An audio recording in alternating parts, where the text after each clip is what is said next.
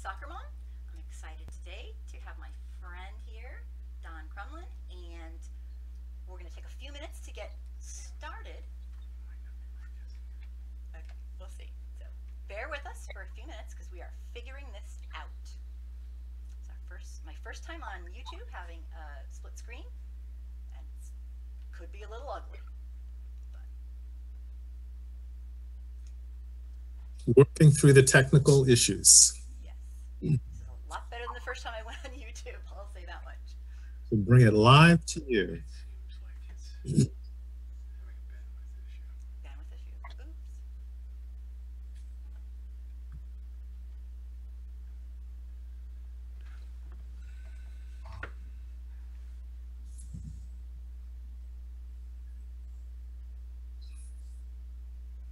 Oops.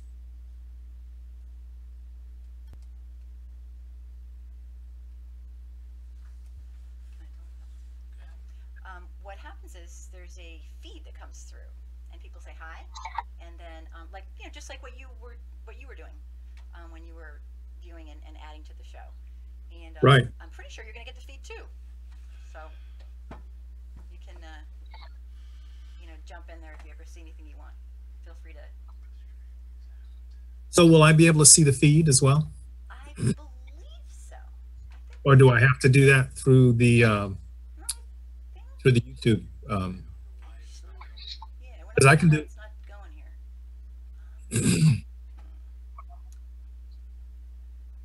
It's hanging, kind of. We're having technical issues. It's okay. You're my first and foremost. Ugly things going on. It's really sad. Yep. It's definitely shown the underworld that we knew it was there, but the real underworld. Okay, I think this might be working. So hi there, and welcome to Real Talk with Angry Soccer Mom. I have today a guest co-host, Don Crumlin. I'm very excited to have him. We're having a little technical difficulties, but if you bear with us, I think you'll enjoy Don. He's amazing. So we're just going to get this set up, and we will see how it goes. He's just getting the feed on right now. I'm trying to get so you can talk.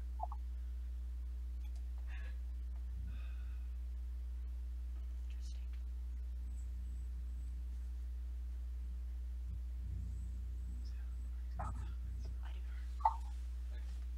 I do. Do you want me to? Fine. Oh, okay. There's the question of the day. Okay, this is a little different. Comments are right here. Do you see them anywhere? We're looking for our comment stream. It's a different setup. That's it. That's what it is. Enable. We're getting there.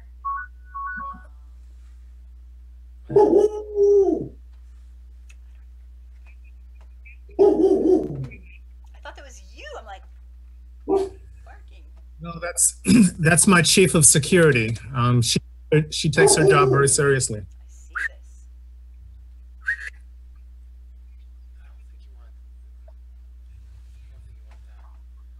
You just want normal comments.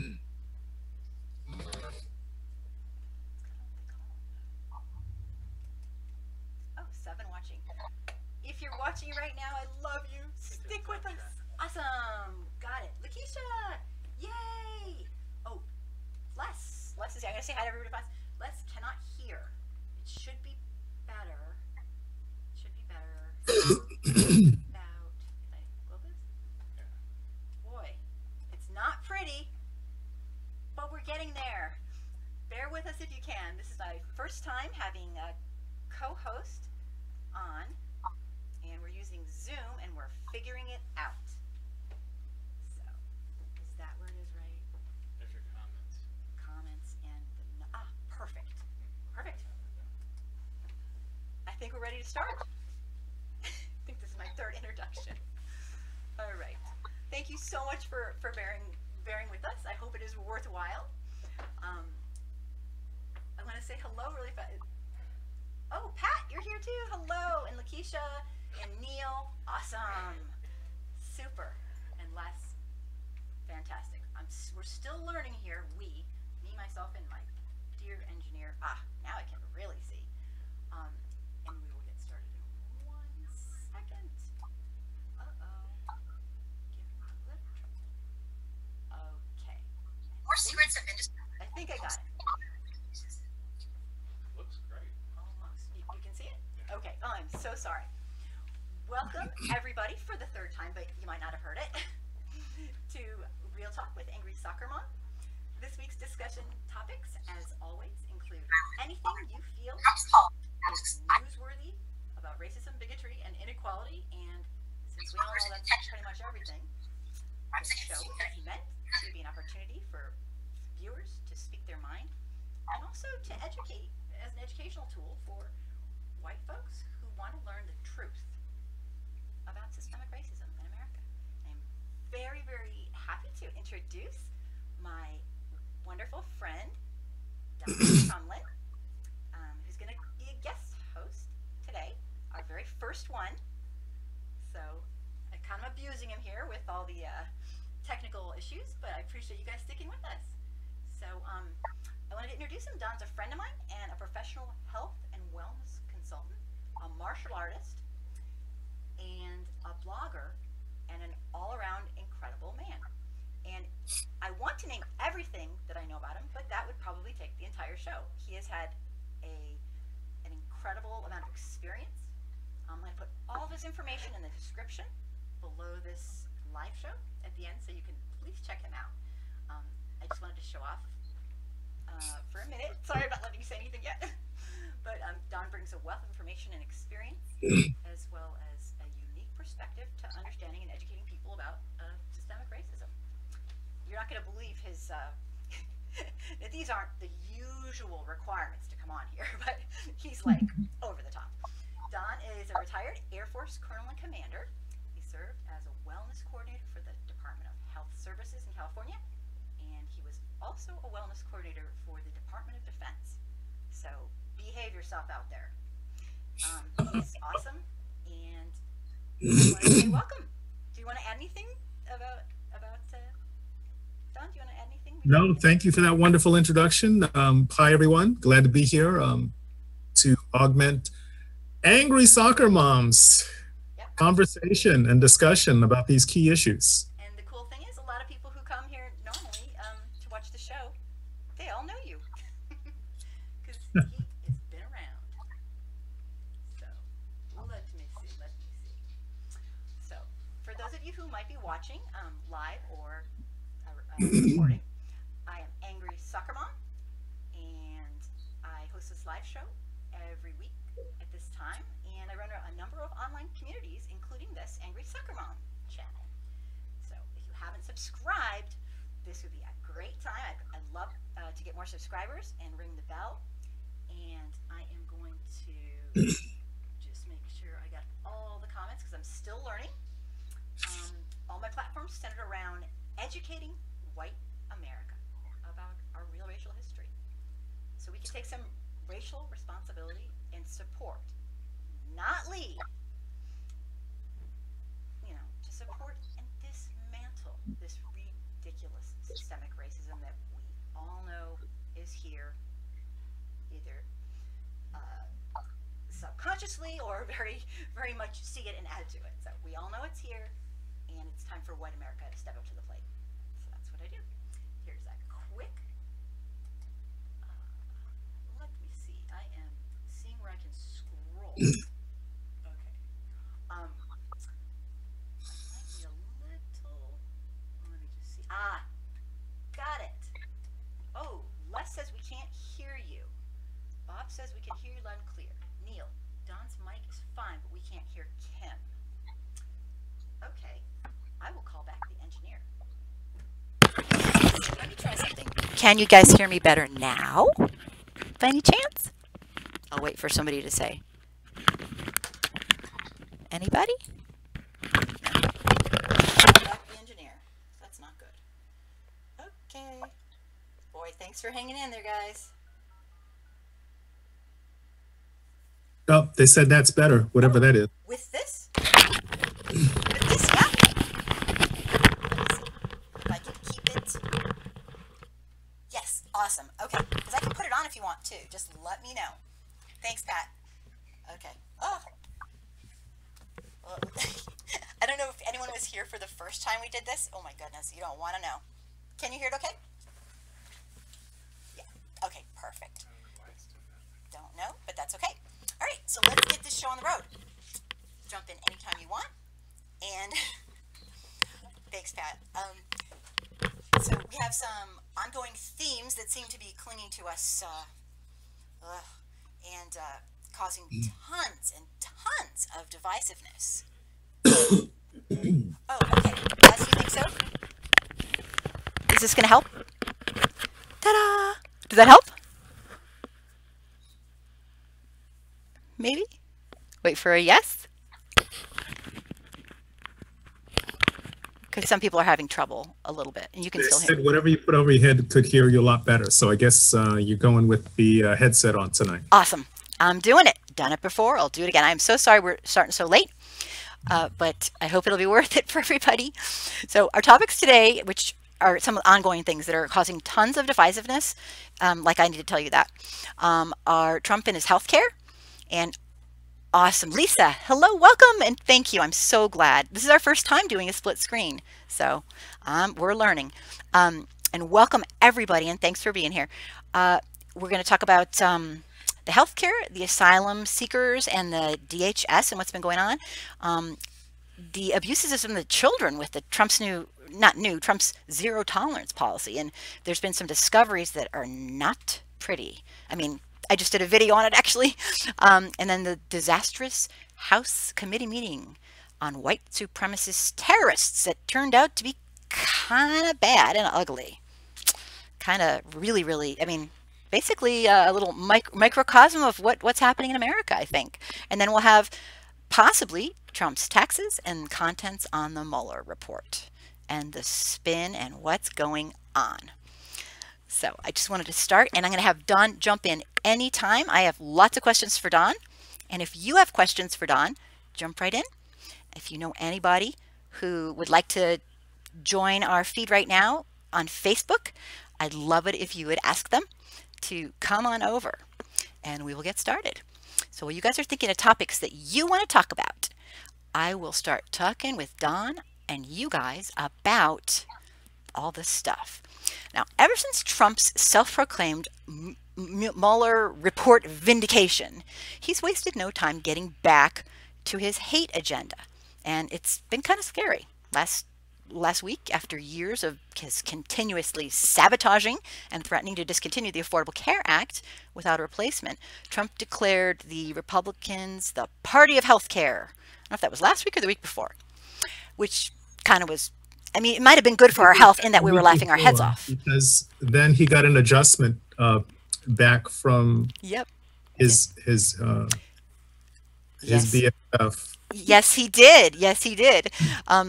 He said that we're not going to address that issue this year. Yeah. Well, what happened was he pivoted to say that it would be after the next election, and trust him. Yeah, so he said that they were working on a plan. It was far better and far cheaper than Obamacare. And what happened was exactly his senior Republicans were like, no, not really. They indicated that they really didn't know what he was talking about. So, of course, McConnell reeled him in and told him that basically they weren't going to address that issue until after the election. Yeah, and so after that, Trump officially announced that Congress will not be voting on an Obamacare replacement until after 2020, which apparently means that he thinks that people should trust him and his word on, trust him to do the right thing for the American people and not simply end it with no replacement, like he's threatened to do over and over. So I'm thinking maybe, Don, that Trump realized that maybe going into election, threatening to take away people's, or maybe the people monitoring him, realized it's probably not a good move. It was his fellow Republicans that gave him a correction because he really didn't have a plan. They don't have a plan. Yeah, I know. And when I was reading about that today, The I was former, kind he of put the laughing. former, he put the former governor of Florida, who's now a senator out of Florida, in charge of that plan. And he doesn't have a plan either. And he was brought up on fraud charges, and his company was convicted on several counts with regard to fraud regarding health services. So a really weird combination there. It is. You know what, Don? I can't help but wonder, like, what are this color of the skies in his world? And I don't mean that rudely, but he doesn't seem to understand that without health care, people will die. And it's a really, what do you guys think? I mean, He's lived in a privileged world, yeah, so he has no concept of what the average real person has to deal with in handling it's, this issue. So yeah. it's been very challenging for him to understand that concept. But he throws out these ideas because he likes to be in charge, and Hmm. this is what happens. Things aren't balanced with reality. Yeah, and he doesn't. Something that's interesting, and what do people listening think? We're the only Western nation that doesn't have universal health care, and in fact, our health care is not good. Our health care for women, we're at the bottom. Actually, we're rated, yes, that's correct. We're rated dead last amongst the advanced industrialized Yeah, world. We're rated dead last because yeah, of that. and women. Oh my gosh, the women mortality rate at birth and not good. We do not. Well, it's especially bad in the African American And community. black women, African American women, even worse. And that's a complicated issue in and of itself. But The I just don't. disturbing thing about that is that that statistic bears out even amongst relatively affluent African Hmm. American women. Hmm. And you know what? So That's a great it's point. What do you? I have an idea of that. Neil asks, Don, do you agree Trump's healthcare was just election words? absolutely, and He's making that's up. why Mitch McConnell basically nipped it in the bud and told him that they're not ready to deal with that yet because he knew that the public would understand very quickly that they do not have an actual plan to deal with this. It's just words, as you just said, and it doesn't really exist. So to try and make an argument platform based on that, obviously that wasn't going to go anywhere. No one would know what the details were. People would eventually ask questions about that, and it would go absolutely nowhere. Yeah, it must be the tough relationship between Trump making up things, basically, and having. I can't imagine what it's like there. Well, we know that at least a component of his position is that his hatred of Obama is to essentially get rid of the Affordable Care Act regardless. Hmm. And he has no concept of what happens with regard to the consequences of pulling the rug out from under all of these 20 million people, Hmm. It seems like 24 his exactly what you said. His on healthcare. yeah, his goal is to just destroy anything Obama created. Well, that's been his primary mission, no matter what. Yep, it's really, really, really, really scary. Well, I sure hope that our sure as heck, yeah, he's Lakeisha. He's jealous, and Neil also absolutely. He's seethingly jealous. It's kind of terrifying because I sure hope our checks and balances can. I'm not counting on it. I don't know about you, Don, but I'm concerned, really concerned. And Neil asked another question with Yeah, regard can to you want to we address should that? have a single payer healthcare system. Yeah. And I think that's eventually where we're headed. That's the modern model that most of the industrialized nations that have a free democracy that have incorporated that, like Canada and the UK, et cetera, the Scandinavian countries, all of these countries, Germany.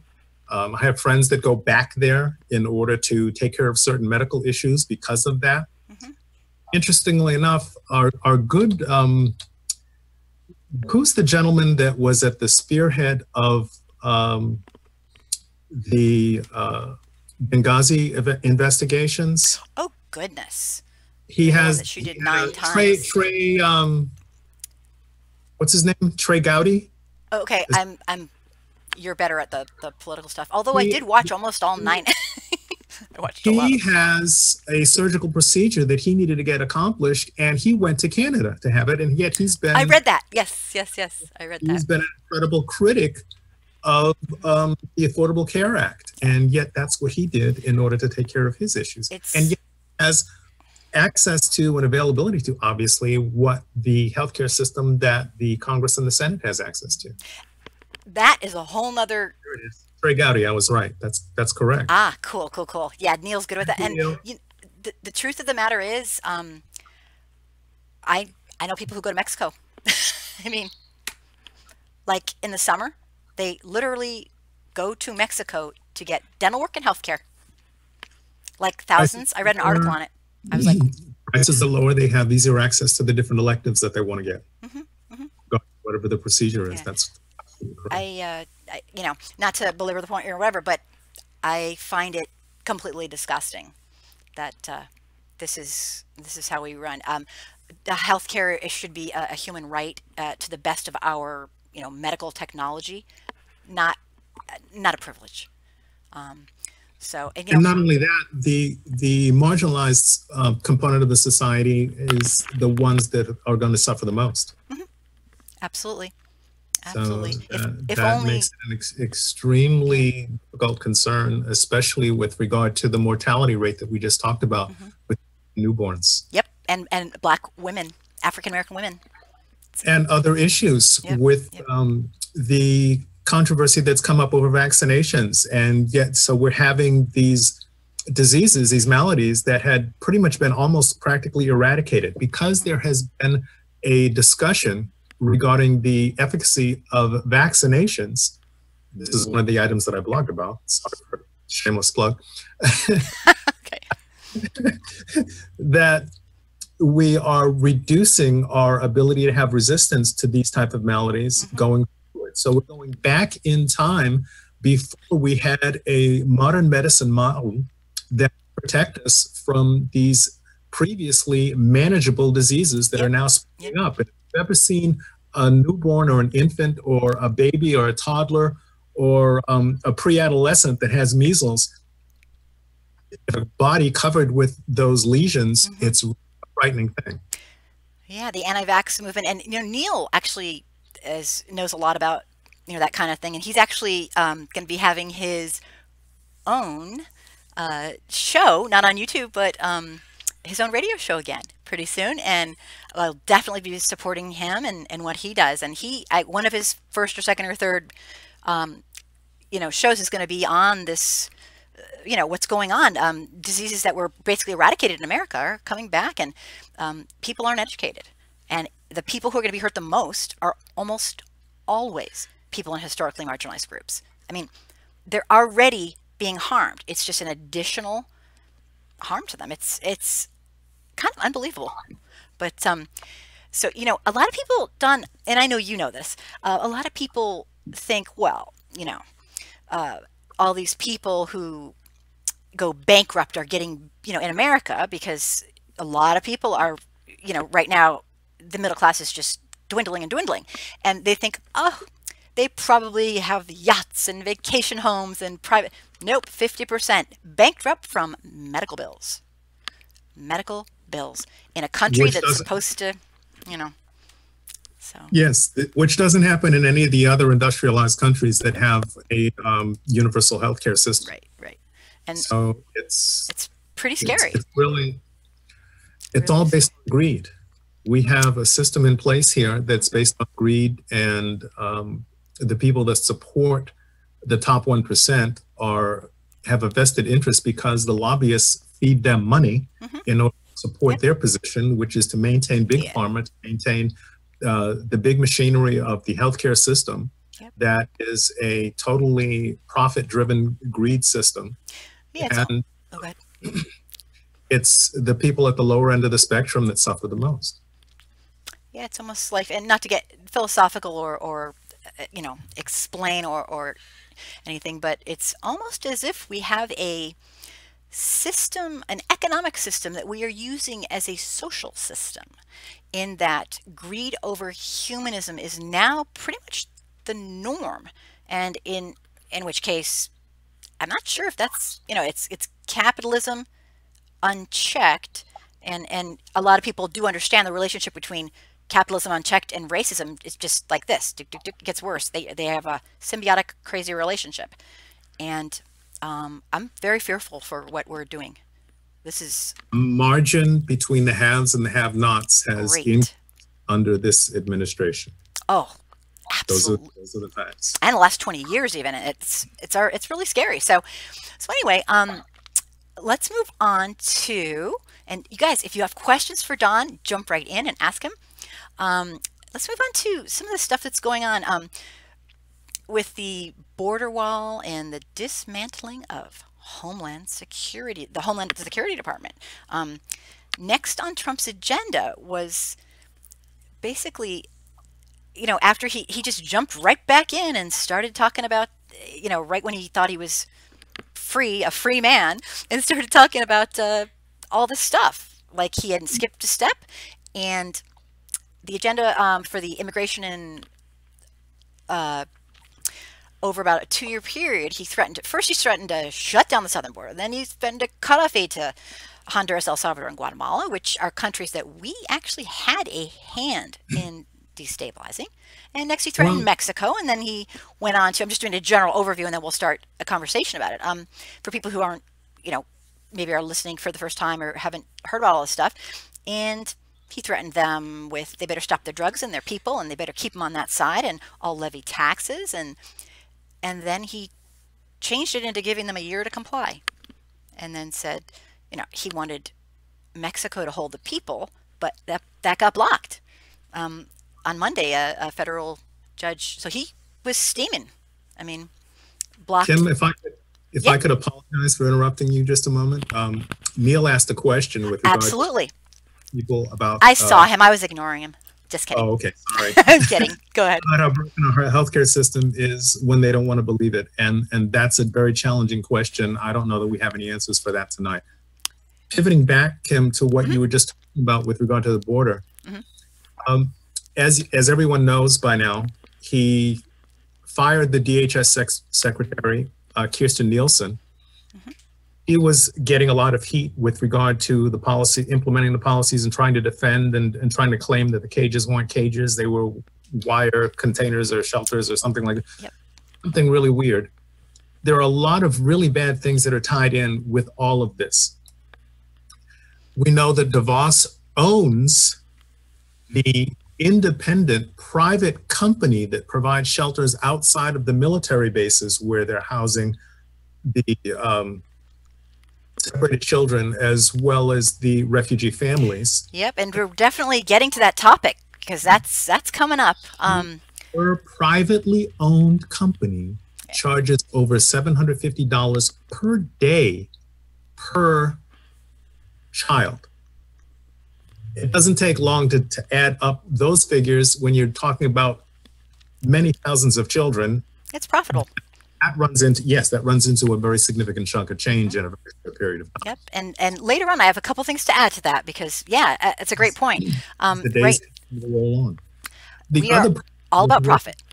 In that one gesture was that he also, in order to install, because of the way that the law is configured, in order to install his puppet person, he also had to fire the deputy DHS secretary, Claire Grady. So she had imminent resignation coming right after Kirstjen Nielsen. And pick to replace Nielsen in that department is Kevin, I don't even know how to pronounce it. Oh, I do. It's I haven't gotten to my notes yet. It's Texalis or something like that. I kind of put it in phonetics. Randolph Texalis. Randolph Texalis. Texalis or Texalis. Yeah. Right. Texas' nickname.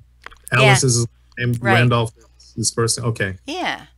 So yeah, he took a real turn, kind of a radical turn in appearing to. That's the ousted Secret Service director. I'm sorry. Randolph ousted Secret Service director. Oh, right. Sorry, I apologize.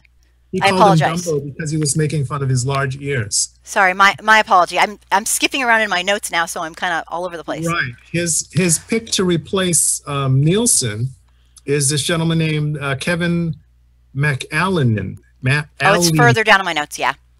Yes, and I don't know what his background is at this point, other than the fact that he's obviously going to be guided by Stephen Miller, whose draconian policies have driven all of the major league extreme things that have been struck down by higher courts. For example, the Muslim ban, the extreme draconian view of the separation of children from families. Well, they're going back to that. One of the reasons that Nielsen was fired is because she was not being hardcore enough, yet she was catching a lot of heat for being so hardcore, with the children being kept in cages, et cetera, and there's no plan and no registry to track the children separated from the families in order to eventually get them back together and have a process for them to do that.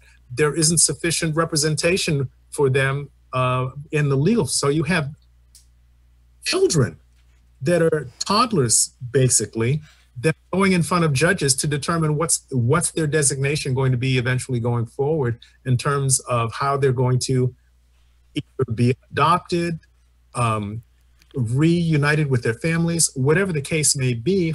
How can a child articulate their own needs going forward with regard to that in a process like that? It's just absolutely abominable that they're putting these poor foreign children through this kind of process. I did a video on it a couple months back. Yes, you did. An excellent one. Thank you. Thank you. Yeah. So yeah, so we got this clearinghouse thing going on, and Trump upset, and basically he's telling a lot of he's telling the people to do things that are illegal, I guess. And when they're yes, he's directing the Border Patrol to turn people away and tell them that we don't have room and that we're full.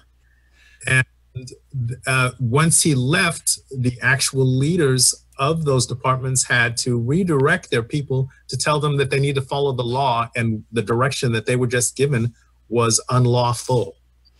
Right, because what happens is they can be held liable personally. And what he'll do, oh, go ahead.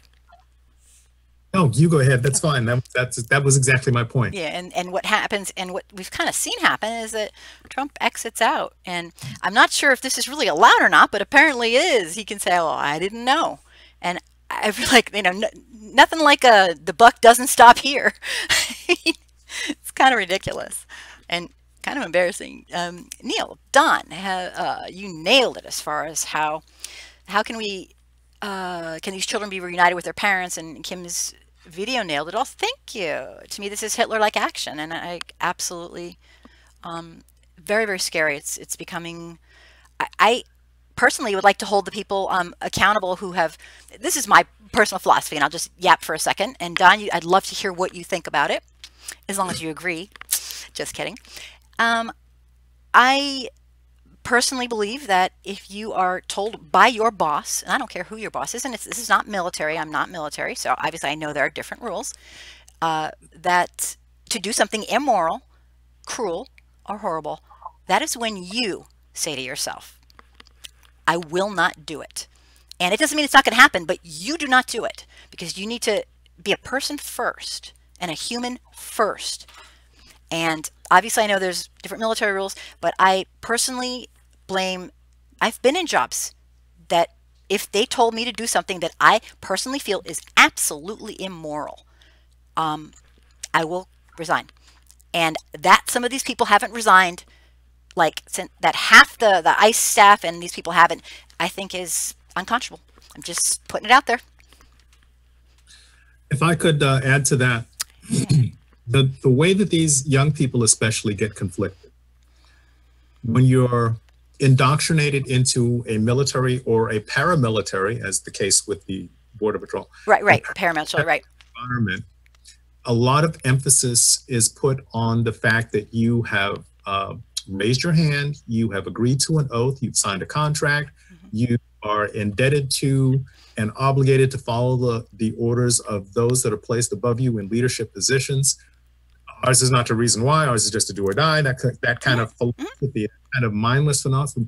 But no military person, nor no paramilitary person, is required to take action on an illegal order, an illegal or unlawful order. I knew that part. You have a duty and an obligation not to follow an illegal order. Now, the Nuremberg trials, where the excuse that was given by just following orders.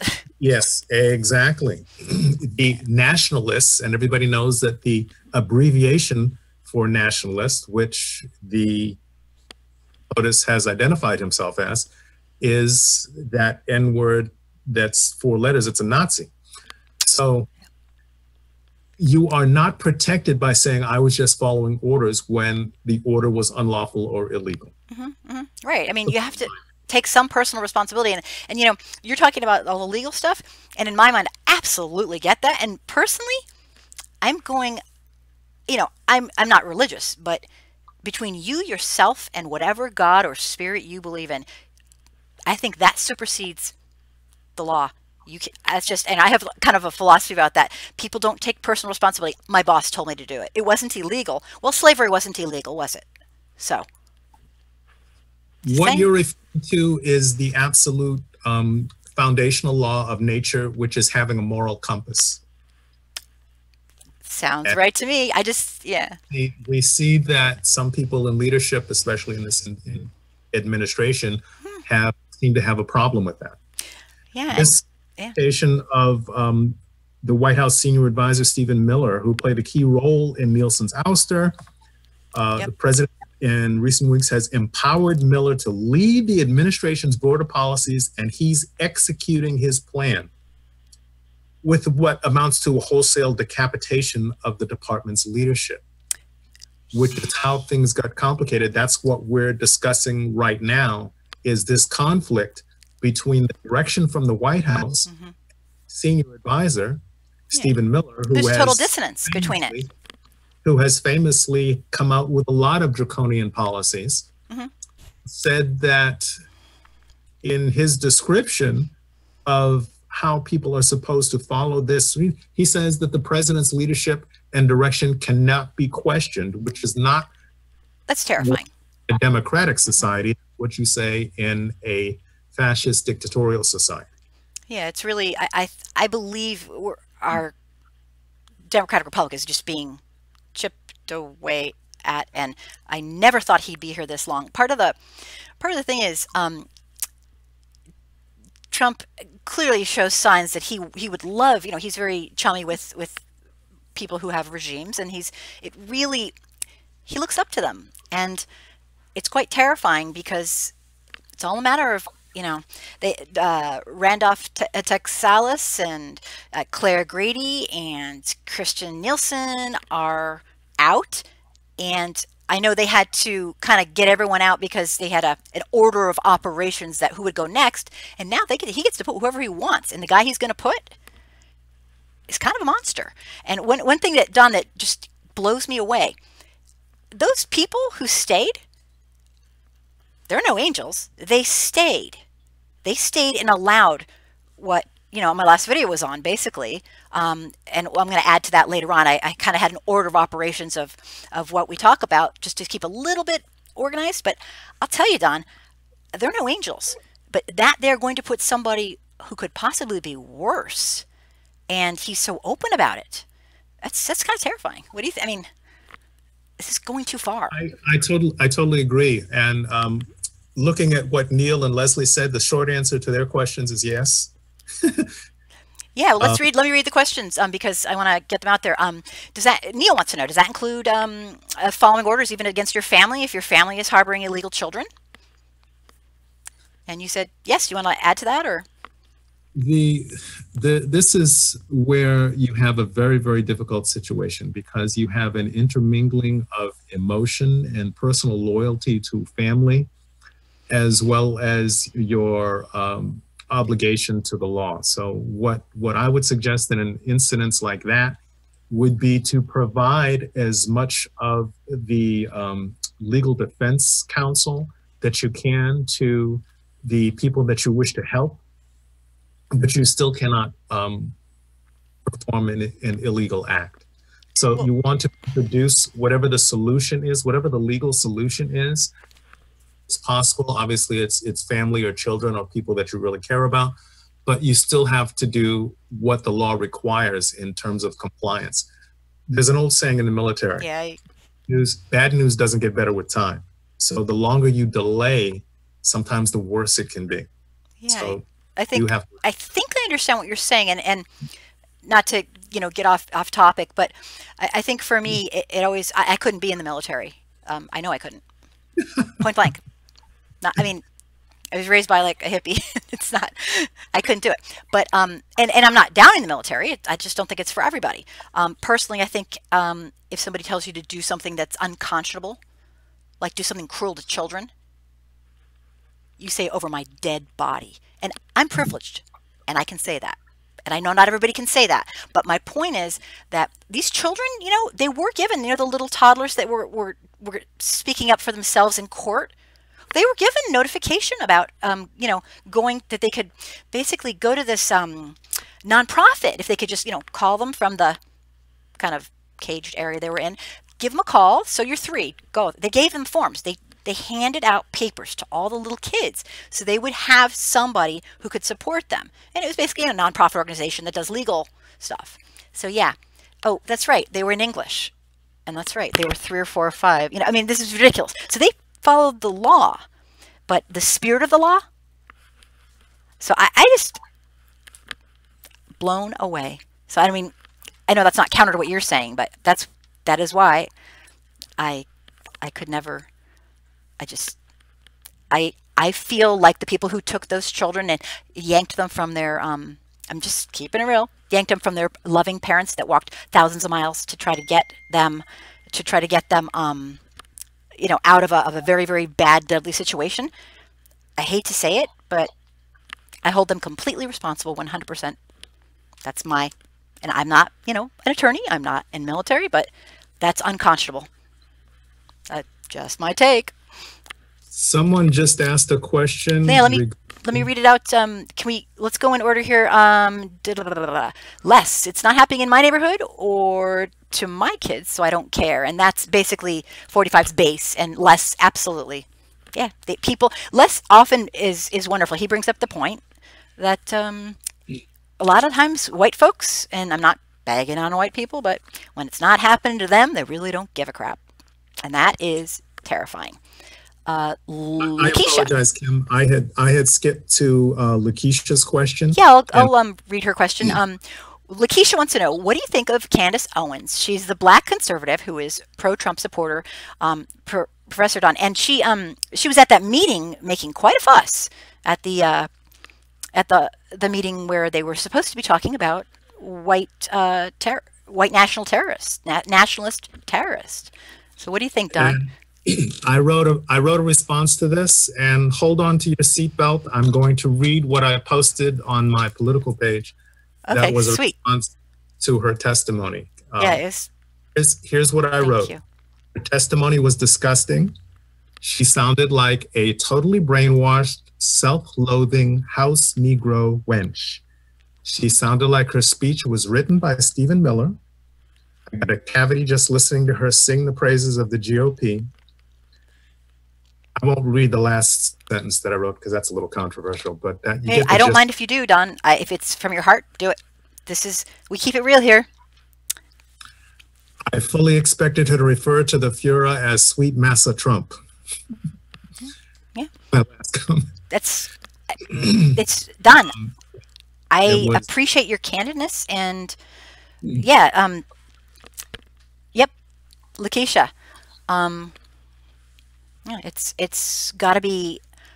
As a person, CNN did an analysis of her speech. Oh, and the other channel, First One, I think it's called, did an analysis and itemized all of the falsehoods that she said in her speech. Yeah, I'm so sad to hear all this, and as a white person, the people who are regulars know it's not my place to ever step out of my lane and judge a person who's black, African American, indigenous, or, you know, of mixed heritage, it's not my place. I can have an opinion, but it's not my place to pounce on it. And so I don't have an opinion for that, but it is sad. I don't know, Don, can I ask you a few questions? Sure, While we have here, whatever you like. is Absolutely. it that, and this is kind of psychologically speaking, Mhm. Lakeisha says exactly, Leslie. And Leslie, Yeah. that's Yeah. I got what you were saying, and yes, that's correct. Yep, I've heard of that too. Thank you, Lakeisha. You're a sweetheart. I got to get Lakeisha on here sometime. But my question to you, Don, is, and this is kind of like my white privilege theory, you know, are people who kitchen politics? Hello. Yay, thanks for being here. And my question to you, Don, is when a black person, or, you know, a person in a historically marginalized group does this sort of thing, and this is just kind of, is it that they've bought into the system of white supremacy that our nation and our, you know, our nation was founded on? They've bought into it, or, and I know the labels, but what is it? Have they been damaged? Anton, hello. Have they been damaged so badly by us white folks is that what it is? Or just your opinion? My humble opinion, you have pretty much nailed it to a certain extent. Here's my interpretation of that. Have immersed themselves in the self-loathing and the description. They don't recognize and see themselves through the correct and clear lens that those that they are basically kissing up to are seeing them through. They see themselves as part of the other group, of the majority group, and they think that they will be treated that way. They have bought into those philosophies and those principles and those policies, and they think incorrectly. Self-hatred. They bought into it to the point where they're not thinking straight, kind of. That they will be treated in this way. It's kind of like the trustee in a prison system or the trustee on the plantation. They think that they're in with the good crowd. Yes, that's why the concept of the house Negro was born, because other than the field African American, the house black person was privileged. They lived either in the cellar or in the attic. They got the hand-me-downs. They got better, yeah. They got the leftovers from the actual good food and the meals. Great way to split people. And sometimes they would get a rudimentary education, even though it was illegal to receive an education for minorities in those days.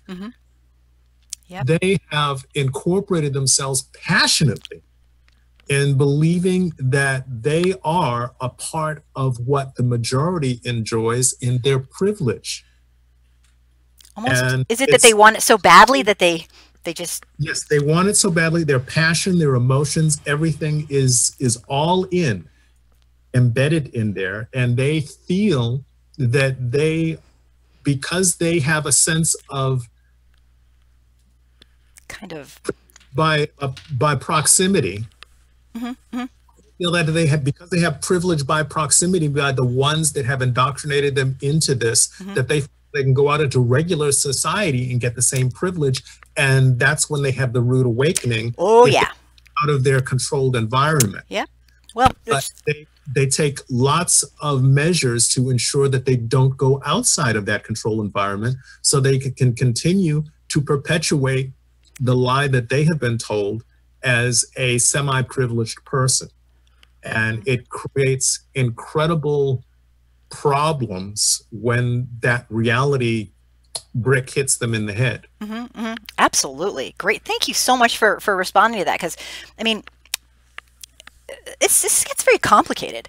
I mean, it really does. Because nowadays, you know, back then we have all these terms, but nowadays it's, I guess what you're trying to say, and tell me if it's right, it's kind of the same type thing. They somehow believe that now they are part of the privileged class, but in real life, in real world, people look at them as just another, you know what? I mean, it's like, it's unbelievable.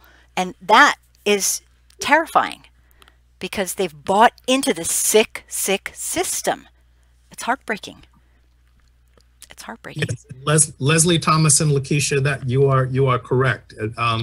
I believe, Leslie, the analogy you're looking for is the crabs in the bucket versus the clams in a pot. Yeah, But I got yeah, that's he's used that before. Let me just jump in really fast and, oh, I always write. Thank you, Lakeisha, for that. And Kitchen Politics, hello. And Anton, hello. And I'm not reading that. You got nabbed by YouTube. I love Anton. In fact, Anton, I need to talk to you about being on a panel because that's one of our next ventures with other people. And Neil, do you have, yeah, okay. And then Thomas, yay, thank you for being here. Totally thrilled to have you. And Lakeisha, superior to Black people, they sell their souls to their master. Yeah, it's just heartbreaking. So coarse, age-old move from Thomas and living a lie on white lies and privilege. That's Lakeisha is saying that, which, and you know, I don't know how I would act if I lived in a society that was constantly from every angle pushing and pulling, telling you you're not good enough. You're not good enough. And there are just so many, I don't know how I'd act. You know, maybe I'd buy into it. I hope not, but you know what I mean, Don? I can't. There's a significant challenge when you have peer pressure and you're in a vacuum. And also the designation of community, where we want to be fully integrated in the full American dream, and yet because of the reality of certain oppressions and certain restrictions that apply to marginalized people versus the majority. Systemic racism, it's rampant. Yes, thank you for articulating that. Yeah, sure. There are things and adjustments you have to make in order to get by. Yep. And I don't, as a white person who's privileged, I'll never fully get that. So I can't really say why do that. I mean, that's ridiculous. It'd be kind of laughable, but it just makes me really, really sad because it's like, as you probably have heard me say before, Don, I truly believe that systemic racism is a crime against humanity, an ongoing one, of the most barbaric type. I mean, let me get some questions here. Let me see. Oh, Lakeisha, I'm going to purchase a microphone so I can join you. Oh, I would love that. I would love that. To get you on here, I would love it. I have so many viewers who are just amazing. I would love it. Kitchen Politics, you got in trouble with, okay. In Kitchen Politics, about Candace, she embarrassed herself and got out of, called out for defending Hitler. Your thoughts on Black conservative Republicans, Don? Thank you for asking that question, Kitchen Politics. Well, I don't know if she was on earlier when I read my comments. It's a boy, but so that's okay. But yeah, I basically the description that I just gave of people that feel like they're a part of the privilege because of their proximity to those people that have indoctrinated them into this frame of reference, so that the paradigm that they are existing in through the lens of a privilege that they don't personally enjoy except when they are in that environment amongst those that have taught them that they are a part of this privileged environment. So it's tough for them to see things otherwise. Mainly the people that tell them the truth that they don't want to hear comes from those African Americans and other marginalized people that have not been exposed to the same indoctrination that they have received or the same level of privilege that they have been gifted by their proximity to those that have taught them that they are also a part of the privileged class. Yeah, well, So Don, not to, continue on and on, but I'm feeling like this is very, very good information. And people who live between two worlds, whether they are actually, of mixed heritage, or do so because of adoption, or do so because they have chosen to do what some of the black, very conservative Republicans do. Personally, it sounds dangerous to me because, you see, you don't know if you're safe or not. And switching out and in, it'd be like a white parent who loves their child who's black but doesn't teach them anything. And when they go to the police and get pulled over, they say, "Hey, show me your warrant," and pretty much almost lose their life. So it sounds like a very dangerous. It's risky, it seems. What do you is it? It can be. If their first reality is when they get pulled over by the Mississippi sheriff, yes. Yeah, because there's a famous case that I read about a long time ago, and the mom had adored her adopted little son, and he was a black child, and they had a great life. But when he was 18, he was never taught that he had white privilege, basically, because he did when he was with them, but when he was on his own. And she regrets it. She regrets it. And it was a good, hard lesson for me, personally. Yes, I saw that video. I cry every time I see it. I do. Yes. Because I love, and she says, love isn't enough. If you're going to, So we live in a tough society. Let's get some questions here. Lakeisha is laughing at kitchen politics, cult vultures. And let me see here. Yes, yeah. Leslie, you are correct. Where are you? Oh, you down here? Okay, Lakeisha. I would tell them that they need to hear it. It's called Tough Love. Brainwash mindset, Lakeisha. Yep. Leslie, we see this on a different and higher level. Entertainers, sports people, big money people, they feel as if they're part of the team until reality hits them, like LeBron getting the N-word. And like a long time ago, Don, I don't remember who it was, a man who was quite high up in government, as I recall, gets arrested for going into his own home. I mean, this was a long time ago. An elderly man. Yes. One of Obama's high-ups was moving in, and it was night. And I mean, it's a really scary place we live here. Just Leslie, when Obama walks into a store and gets followed around, absolutely. Wasn't it Germany where she got actually harassed at one point? Long time ago. Long time ago. Neil has a question. Looks like, are Black Americans really turning conservative, or is it just rumors? It's all yours, Don. Did you get that question? This is a very difficult issue because there's a significant amount of conservatism in the Black community because of the religious connection. Many of Black community leaders have a religious background.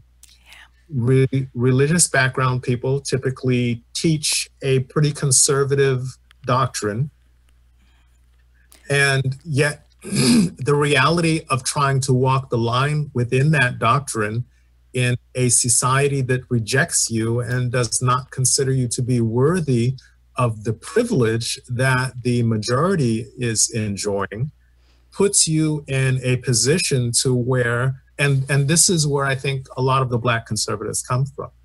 They are trying to walk the line of a conservative agenda, and yet when they get close to the epicenter of power, they get slapped down because we appreciate your vote, but now go back and be in your place. Or we appreciate we appreciate your speaking up and saying, you see, I have a Black friend who thinks this. Like that woman. I mean, she was basically their Black friend that, like Candace. If she was paid, I don't know. I believe she probably believes this, but Well, it was clear that they wanted her there and propped her up to be in that position in order to forward their agenda. Absolutely. The same way that Clarence Thomas is one of the most conservative justices on the Supreme Court. I just told somebody that the other day. I was saying he's not a friend. And from the way that he participates and provides judgment, as well as chimes in on board with the extremely conservative agenda that comes before him, Yeah. you would think that he has no concept of the fact that he, outside of that environment, does not enjoy those same privileges out in the real world. Well, even Dr. Carson, who, I mean, I kind of is the same thing. I mean, it's unbelievable. He's an embarrassment. I'm sorry. No, you said, He is so lost. He clearly did not have any exposure to the real world outside of an operating room or the hospital environment until he got into this thing, and he's clearly unqualified for anything outside his lane. mm-hmm. And you know, I want to get into some questions in a minute, but I have a question for you, Don, while I have you on the spot here. Yes, ma'am. And please let me know. Oh, Lori, hello. Thank you for being here. We're just we're talking to Don, and he's the guest host. I'm glad you're here. My question is kind of, well, I'm not sure if this is an appropriate question for me to ask, but it's me. You know, you can ask me anything. It's me. I'm going for it. My question is, I know that people who were kidnapped and forced into a non-human status and forced into to be, you know, beholden and enslaved to white folks, were most often turned to this Christian religion. They dropped their religion, their name, their language. They took everything away.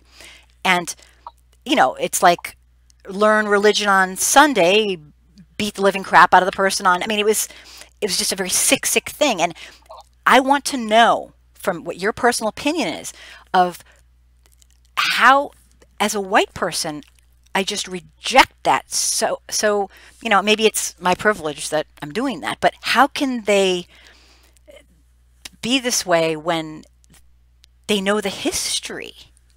I'm not asking you to answer for all black people because that's ridiculous, but like, do you understand? That's just it. Their history has been kept from them and been kept in an indoctrinated mode. And it's like when the young adolescent or the child or whatever gets kidnapped and they've been indoctrinated by the kidnapper and they're able to go out into the shopping. Yes, Stockholm syndrome? Yes, and they don't run away. Right, because they've bought it. Okay, that makes sense. Thank you. Is that called Stockholm syndrome? Where you pretty much, that's a version of it, yes. Yeah. Oh, thank you. Okay, that makes more sense. And again, no, black people, African American people are not a monolith. I don't expect anyone to speak for all, you know, but having you here as a very you qualified it correctly. You said in my opinion. So yeah. Thank you. I appreciate that. Thank you. That helps tremendously. Let me just see. Who am I skipping here? I'm going to back it up a little bit. Neil, that was a good question. I never got back to you there. Kitchen politics, your thoughts on immigration reform. Do you think there will be promise before 2020 or no? Oh, compromise, excuse me. Compromise before 2020 or no chance. And we are definitely going to discuss that in a little bit. But go ahead and if you want to give your kitchen politics. I'm sorry, I don't see that question. The question is this. Oh, okay, I see it now. Okay. Your thoughts on immigration, do you think there will That's be... That's from Kitchen Politics. 2020 or no chance? That's Dave at Kitchen Politics. Immigration reform. There will be discussion on both sides and both versions of what immigration reform looks like to each party will be out on the table and discussed. There will be no compromise before 2020 because right now there are such polar opposites.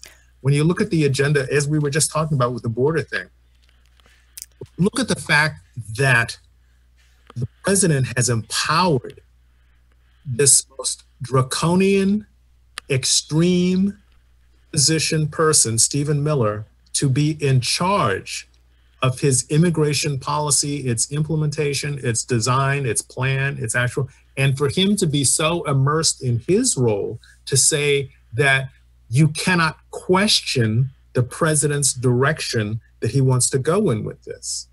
Didn't he, Don? Oh, go ahead. Those are hard walls as far as closed-mindedness is concerned.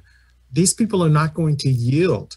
When you're starting from a position of my mind's made up, don't confuse me with the facts, that's pretty much it. You can't go from there in terms of a compromised position. Yeah, and that's with anything. As when I work with the white folks who do want to learn, I tell people ask me a lot of times, they'll get a question like, what do you do with the really hardcore? Well, I don't work with the hardcore people. They don't want to know. They don't want to learn. It would be a waste of time. So, I mean, there's an extreme where at that point they have to actually, you know, be with us to a certain extent. But, you know, the Homeland Security, the job that this man is going to be taking over, isn't Homeland Security like the second largest national security agency in the country with a massive budget and a ton of, like, employees? And I don't know if this guy's you're correct, because qualified. part of the rift with the firing of the Secret Service chief came under that, because he comes under that department. Yeah, it's of concern, because not only is he this hardcore, you know, obviously, sorry, I'll say it, racist, he seems very, very unqualified to run. I mean, it's kind of a moot point anyway, because most of the people that are chosen by Trump and his, you know, clan of, you know, everybody knows that watches me. I truly believe that Trump is the de facto leader of the modern, you know, Ku Klux Klan, basically, a white nationalist, whether he wants to be or not. Yes, and by this delegation, Stephen Miller has been empowered with feeling drunk with power. Yeah, it's getting out of control. He has basically been given the scepter that is wielding the battle axe in order to impose this draconian measure. Yep. Now, in tying in with the comment that you just made, that goes into something that we discussed offline just a little bit earlier, in that there is a 226% increase in hate crimes in the states that Trump has held rallies. Yep. Imagine that. Now that's an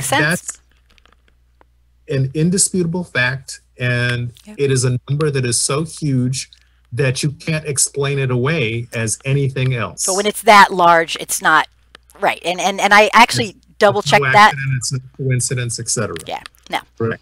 And you know what? And intuitively, it kind of makes sense. He's emboldening people to do horrific things. It's just gone way too far. I don't know about you, Don, but I must have been quite naive to believe that. I thought he was going to be gone way before now. So I don't know what you think, but it's a complicated process right now. I think that what's happening with the empowerment in the Congress, it's unfortunate that in the midterm, we did not make an appreciable, in fact, we lost ground in the Senate instead of gaining ground. There needs to be a serious correction on that in the 2020 elections in order to effect change. As I had pointed out offline earlier, some people had said, well, you know, there are numerous, I think I forget the exact number, but there's a very large number of seats that are up for re-election that are Republican seats that need to be, and that we need 3 or 4. No, I think we need 10, because we really need to get to the 67 mark so that we don't have these speed bumps and interference, et cetera, with the enormous correction agenda that's going to be necessary to make up for all the damage that's going to be done. Overwhelming. Yes. Overwhelming. And part of it is I still remain mind blown that white folks love their racism so much they're willing to vote against their own best interest. I mean, I'm talking healthcare. I'm talking taxes. I'm talking, it's insane. We're The back to the level, Lyndon it's Johnson unbelievable. quote. We're back to the Lyndon Johnson quote, Yep. where he Yep. talked about Yeah. I can, the lowest white person right. thinks they're over the highest black person, Right. as long as They'll feed empty them your pockets and, yep, they'll empty their pockets and they'll do anything you want give them with someone to look up to look down upon, and they'll do it all for you. And as long as he's perpetuating that agenda, and the new uniform, if you will, is the khaki pants, the shirt, and the red cap, and it's terrifying.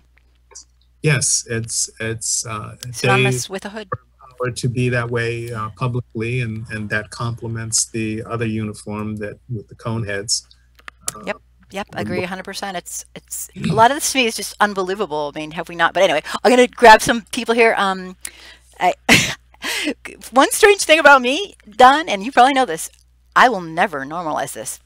I don't know why, but every time I hear anything, I am as shocked as if I'd never heard it in my life. And I don't want to normalize it, but I'm outraged to the same. It's like, what's when all this, kind of came together. Why is 45 so powerful in his own base? Because they have a religious fervor almost. It's like the worship of the golden calf. Well, it's like a cult, really. It's a Jim Jones and Jonestown. Absolutely agree with you.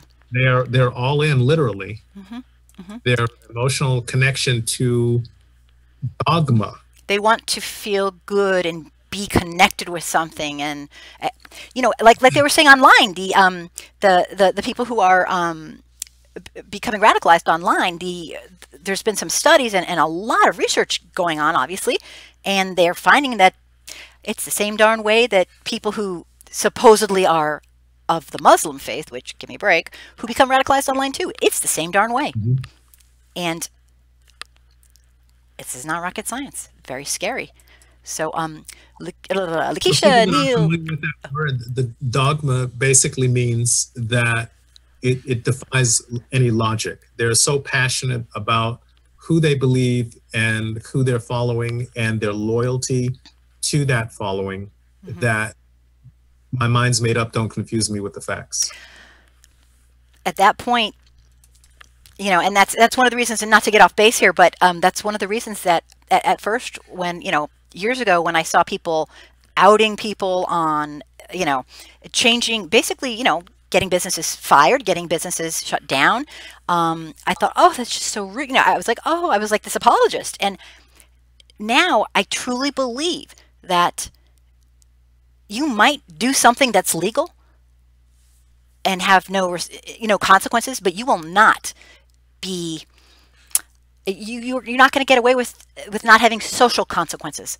And I think at this point, with such an extremist hate we have going, that it is the only thing that really works. It won't change minds and hearts, but it will make them be quiet in public. And if that's the best we can do, then I guess that is. Let's take some questions here, or comments. Oh my gosh, I'm way behind. Kitchen Politics was asking about Roe v. Wade. Oh, okay, let me just get back to there, because I want to keep a little bit of order here. Neil, Lakeisha, Neil, they're dumb as hell. Kitchen Politics, no, Neil, don't listen to that nonsense. Conservatism is a mental disorder. Heard that before.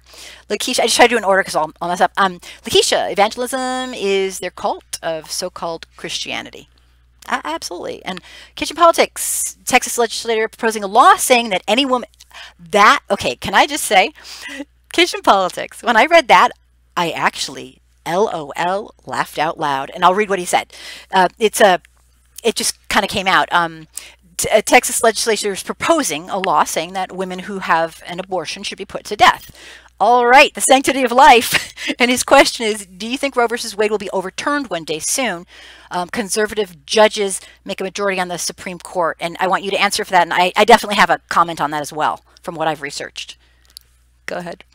I think that it's certainly in danger you have two new justices that have been appointed under this administration, and the Kavanaugh process was extremely enlightening. Not only did he lose his cool publicly while, pardon the pun, supposedly sober as a judge, despite his professed affinity for beer. Yes, so we heard over But and over. we also saw that in the background, he had his mortgage for his house, which was a little over $1 million that he was behind on. That debt disappeared. He had a $120,000 outstanding cash debt that mysteriously disappeared. Nobody said anything about how in the world these debts went away, how that all got swept under the rug and wiped out. The point is that he had these debts, he had these compromises, they were totally taken care of, which means they own him. Yeah, absolutely. He has no choice but to march to the beat that they tell him to march to. Yeah, we're corrupted. We are corrupted government, and it's so funny because we love to point fingers. He is both conflicted and corrupted. Yeah. He has no choice but to follow the line, just like Barr, our Attorney General, Oh yeah. in line with what he was plainly in plain sight. He's bought. He's done. His agenda was, Yeah. and is expected to do. He's performing just as Adam Schiff has identified. He's performing exactly in the way that he was directed based on the way that he got the job. It's like when they're owned. Do they not realize? Kavanaugh has a similar situation, pretty much identical, really. Yep, they are owned. All of his debt was wiped out, and he was bullied through the process, the approval process, by the Republican majority at the time, and so he has an obligation to walk the line of the agenda that he knows that they want him to implement. So do I think it's in danger? Yes, absolutely. Do I admire Ruth Bader Ginsburg and the rest of the progressive leaning judges that are doing their best hanging on by the fingernails on the wall? Yes, absolutely. Great answer. I couldn't agree with you more. I also, so many thoughts are going through my head. I know we have a lot of questions here, so I'm gonna skip out on my comments because anyone could hear me any day. I want to really get the people who want to. Great question, Kitchen Politics, as usual. And Lori, hello. Thanks for being here. Lakeisha, using Black people is token for the one Black person being a yes person and agree with what white supremacists say and does against Black people. Yeah, it's there. And you know what's so crazy? Black people one Black person does not represent all Black people. Yet, when the GOP has one Black person, apparently they do. And it's just, the whole thing is ahistorical. It's not academic. It's not intellectual. It's not logical. And it's really sad. But we love our white supremacy. It's a sick. That's all I can answer to that. That must be, we just love it beyond, I don't get it. Leslie addressed that issue. And we're still being manipulated by the Stockholm, whatever you call it, Stockholm syndrome. Yeah, yay, Les. You call it to this very day. Our biggest chain is religion, and yeah, thanks, Leslie.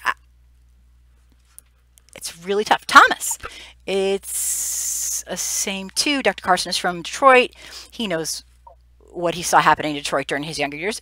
Absolutely. He lived in state housing, I think. And he is, I have nothing to say about him. But yeah, he's thanks, been turned.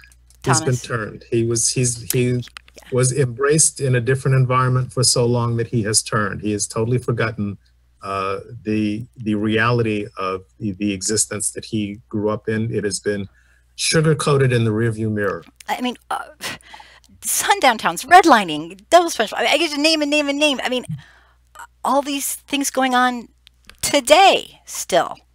So, I mean, talk about, I don't get it.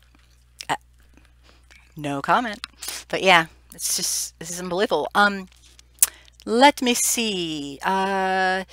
Neil, Professor Don, are you, Professor Don, are you, let me see. You are right. There will be no compromise position in 2020. Thank you for your explanation. Yeah. This is some scary stuff. We've turned the partisan, we've really lost our way. I don't know how to put it. Lost our way, and I'm very, very scared for our nation.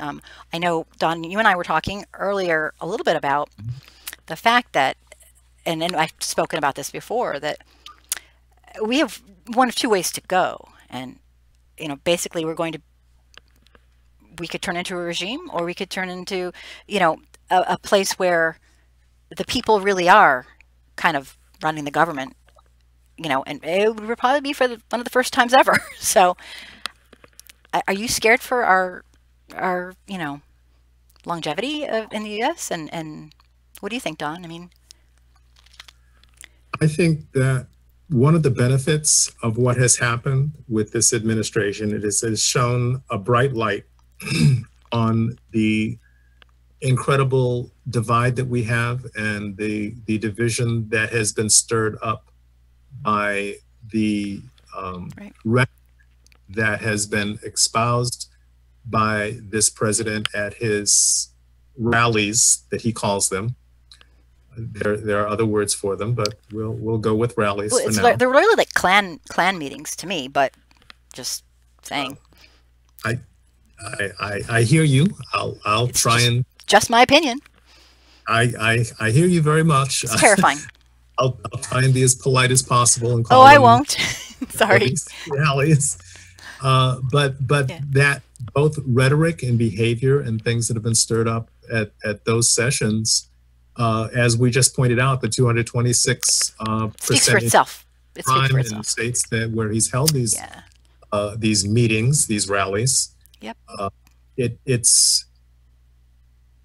makes the potential opportunity that we have for the blue wave in 2020 extremely critical. Yeah. It really is. There really is a potential of falling off a cliff if we don't have. I can't help but feel the same way, Don, that we are at a pivotal point. We'll be at the point of no return at some point. We might already be there. Well, he's already made some horrific decisions with regard to the environment, for water, for air, for things that we all will suffer from as a result of extremely poor decision making. Right. And as well as these policies that are extremely harsh, draconian, and severe. I feel like it's opposite day. Whenever he always says the opposite of what should be happening. I know that sounds strange, but when he says something, I'm thinking, I'm still shocked. I'm like, wait, you mean, but no, he doesn't. It's very scary that it seems like on a daily basis, the nightmare continues, and that time you think, well, it can't possibly go any lower than that. He finds it the very next day. Don, I feel the same way. I honestly, I stopped saying, oh, this is the lowest bar. There is no bar. The bar is like gone. So let me just get to some of these. Let me see. Did we? I want to make sure we got to. Did we answer? People. Why is 45 so powerful and in his own base? You answered that right in the way you wanted to. Okay. I think we're on the Mnuchin comment, and I'm well. Let me catch up to it because I'm with regard to him disobeying the IRS rule of law by not turning over Trump's taxes. Okay, well, I'm going to make sure I'm just going to sort through these comments and make sure I got everybody. I apologize for jumping ahead. If you got that, what's that? Yeah. I apologize for jumping ahead. My oh bad. No, it's okay. It's okay. You're very good. I'm like, stay in order. You're going to throw me off, but it's okay. Let's see. 45 stood up against whites. Oh, right. If 45 less, if 45 ever stood up against white supremacy, he'd lose his popular choice and his base immediately. So he'd never stand up against white racism because it works for him. And also because, and I'm just going to say this as my opinion, he is a white racist supremacist. I don't think he's acting. I think, but I get what you're saying, Les. But yeah, he would never do it because that is who he is. And why I say this is because look at who he was before he was president. He was a horrific Central Park Five. Achoo! Do I need to say any more? I mean, and the policies that the horrible things he did to people, discriminating terribly against them. I mean, his father. Don't even get me started. But yeah, he would never. He's thrilled. I just never thought he could get away with all this. But let me see, Lakeisha. Right, but of course, Les, I get what you're saying. Lakeisha, dispatch despicable, despite despair. That's a tongue twister. Despite despair, that's white folks' racist ways towards us. I will go to my grave not getting it. I have been told by people, stop trying. I don't get it. Do not get it.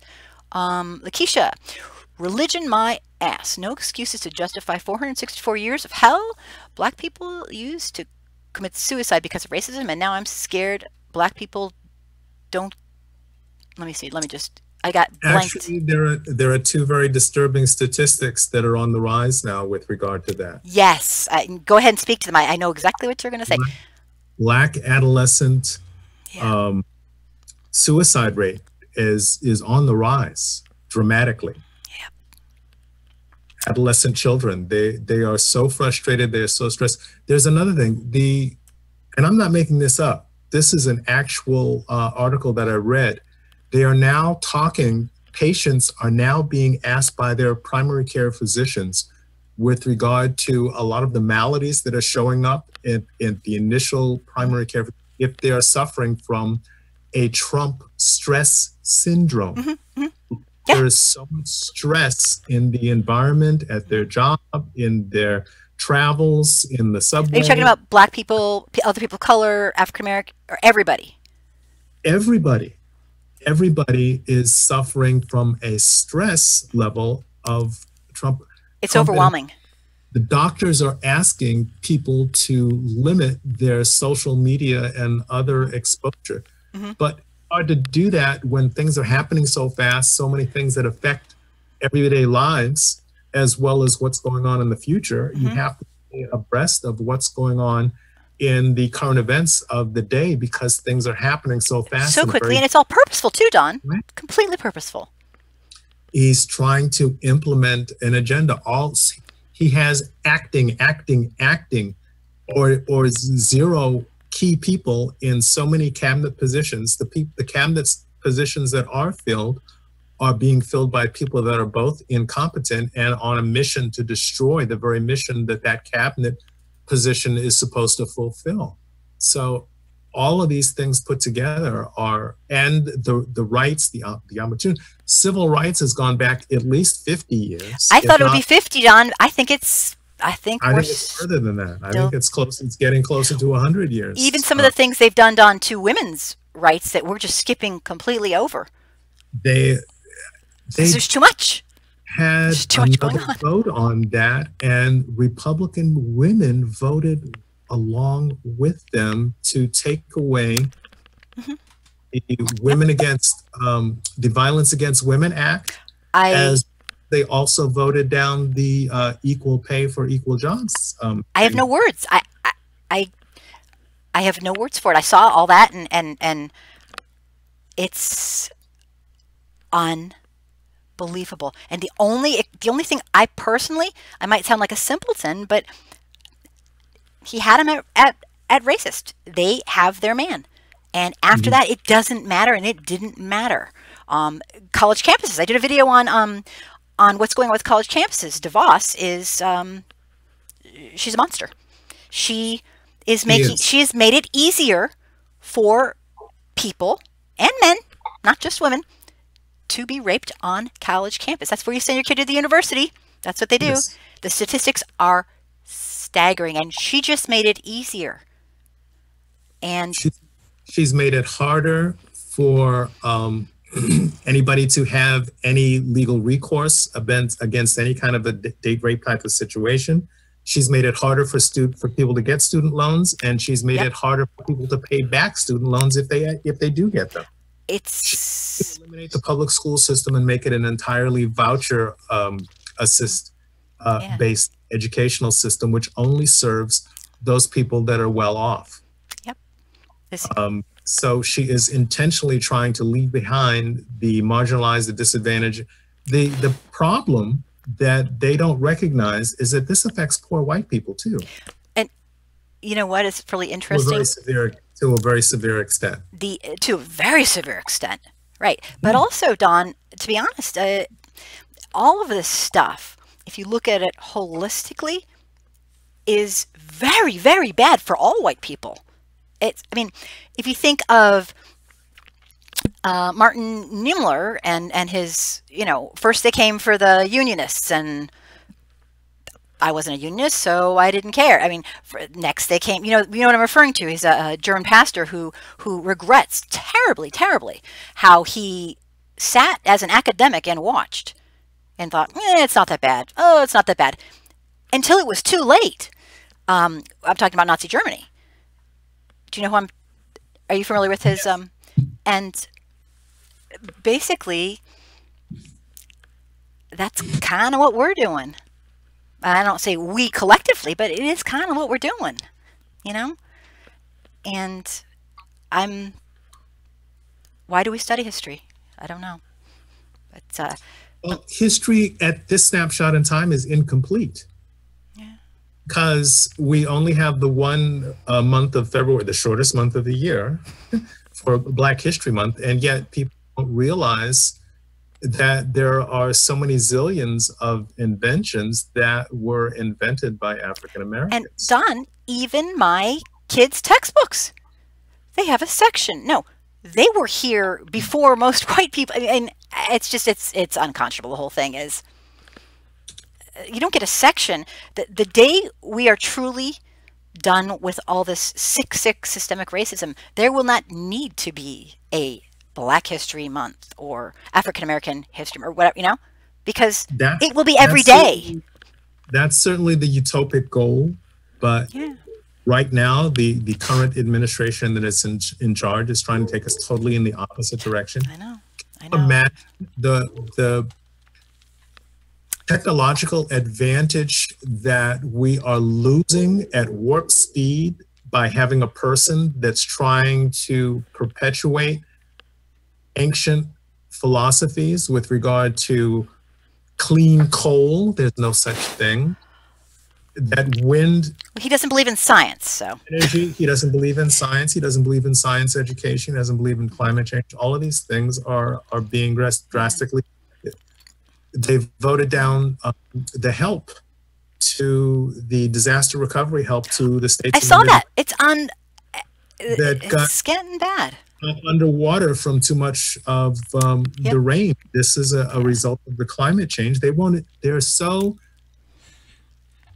passionate about not admitting that there's a climate change effect going on that they are even abandoning the people that is in the heartland of folks that voted for them. Yet they still seem to. We could go on and on at all the different ways that the people who seem to support him the most are being hurt a ton. And it's, I have some theories on it.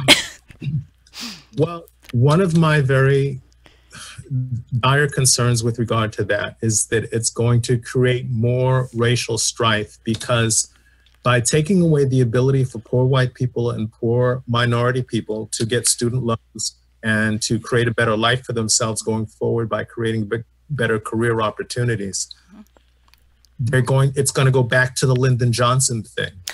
Oh, absolutely. He's taking us back further. I don't know, me personally, I thought he was going to be awful.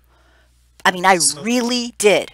So the premise, the foundation of that will be, yes, both poor, we're both uneducated, but at least I'm white, so I get the job over over the minority Yep. person. Yep, I might be poor, but at least I'm not black. And Lyndon Johnson, he nailed it. As evil as it is, he explained Yes. it quite well. In fact, I think I've mentioned his quote, quote unquote, like 7 different live shows. It is so pervasive in understanding the ideology that we're dealing with here. It's pretty tough. Here, let me read. I'm way behind on comments. Nuchin is trying to cover for Trump not showing his taxes. IRS Rule 6103 says Treasury Secretary cannot stop the IRS from making it public. Do you think Trump will resign or be impeached for obstruction? Would you like to take that question? He won't be impeached because we don't have control of the Senate. Right. The Congress could impeach him, but he won't get convicted in the Senate. It's a two-stage process. You have to have both the Congress and the Senate on board in order to have a successful, and it takes a considerable amount of time.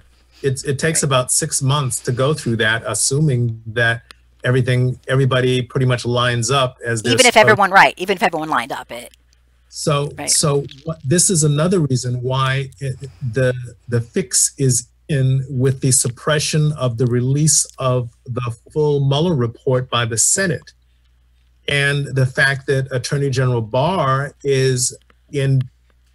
He's in cahoots. He's in bed with the White House.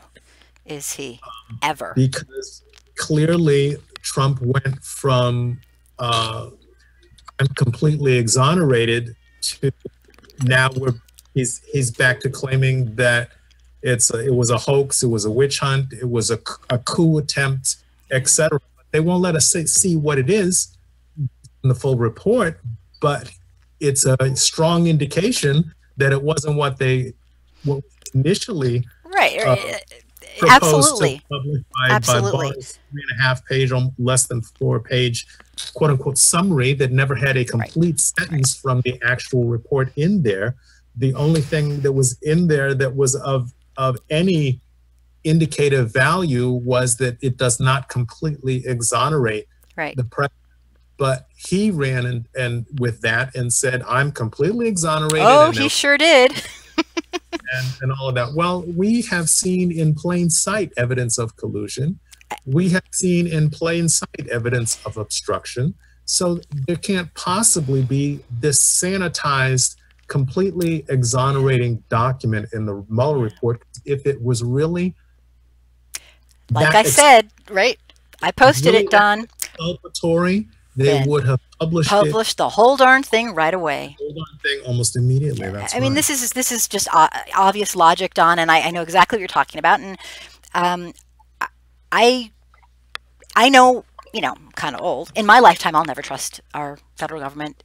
They won't be able to. If we do actually get back, and the swing back is so hard that we can correct all these horrific, cruel, barbaric crimes against humanity, in my opinion, I won't be old enough to ever trust with these. The only way there's a ghost of a chance to turn this around is exactly what they know they must do. That's why they're guarding and creating, literally, pardon the analogy, a wall around this Mueller report, because they know if it shows extremely derogatory and negative evidence against Trump, it will be pretty much impossible for him to get reelected, and he is going to drag down the entire Republican Party because they have been so in bed with him, protecting him every step of the way. Right, and Don, I have to say, for me, I guess, I don't know if I just have different standards than people, but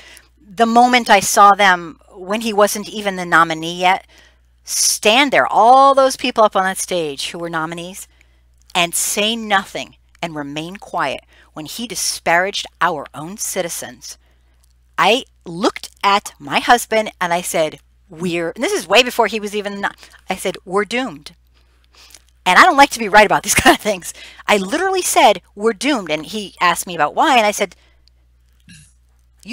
as a friend, you don't stand there and allow that. Just as a friend, you would never stand there. These people are going to be in office, and they sat there and listened to him treat our people like they were dirt. and not one of them said a word. And I know I have high standards for these politicians, but I was like, we're doomed. It's surreal. Look at Surreal. what he has said, even in death, about Oh, John about McCain. Oh, is that universally recognized by everyone on both sides of the aisle as a an respected? war hero. Yep. And yet Trump has embarrassingly disparaged him to the nth degree. He's embarrassed himself. Is that what you mean? Him. Well, yes, but at the same time, he does it with impunity because the rest of the party has been totally silent. Don, I could name on his, thing after on thing his after thing after thing. On his aberrant behavior. Yep, and you know, Don, for a while, I have to admit, and I don't know how you guys feel who are listening, our friends that are watching, but I kept saying, well, okay, now they're gonna, no. Okay, now this has got it. And then I just stopped. I realized, no. They have sold their souls. It's unconscionable. I don't know how they sleep at night. I don't know how they face their children. I have children who know right from wrong more than you don't stand and watch someone do something cruel and do nothing. Yet these are the best of the. I mean, so it's gonna. I don't get it. I'm gonna read a couple more things. I just don't get it, and it's so frustrating.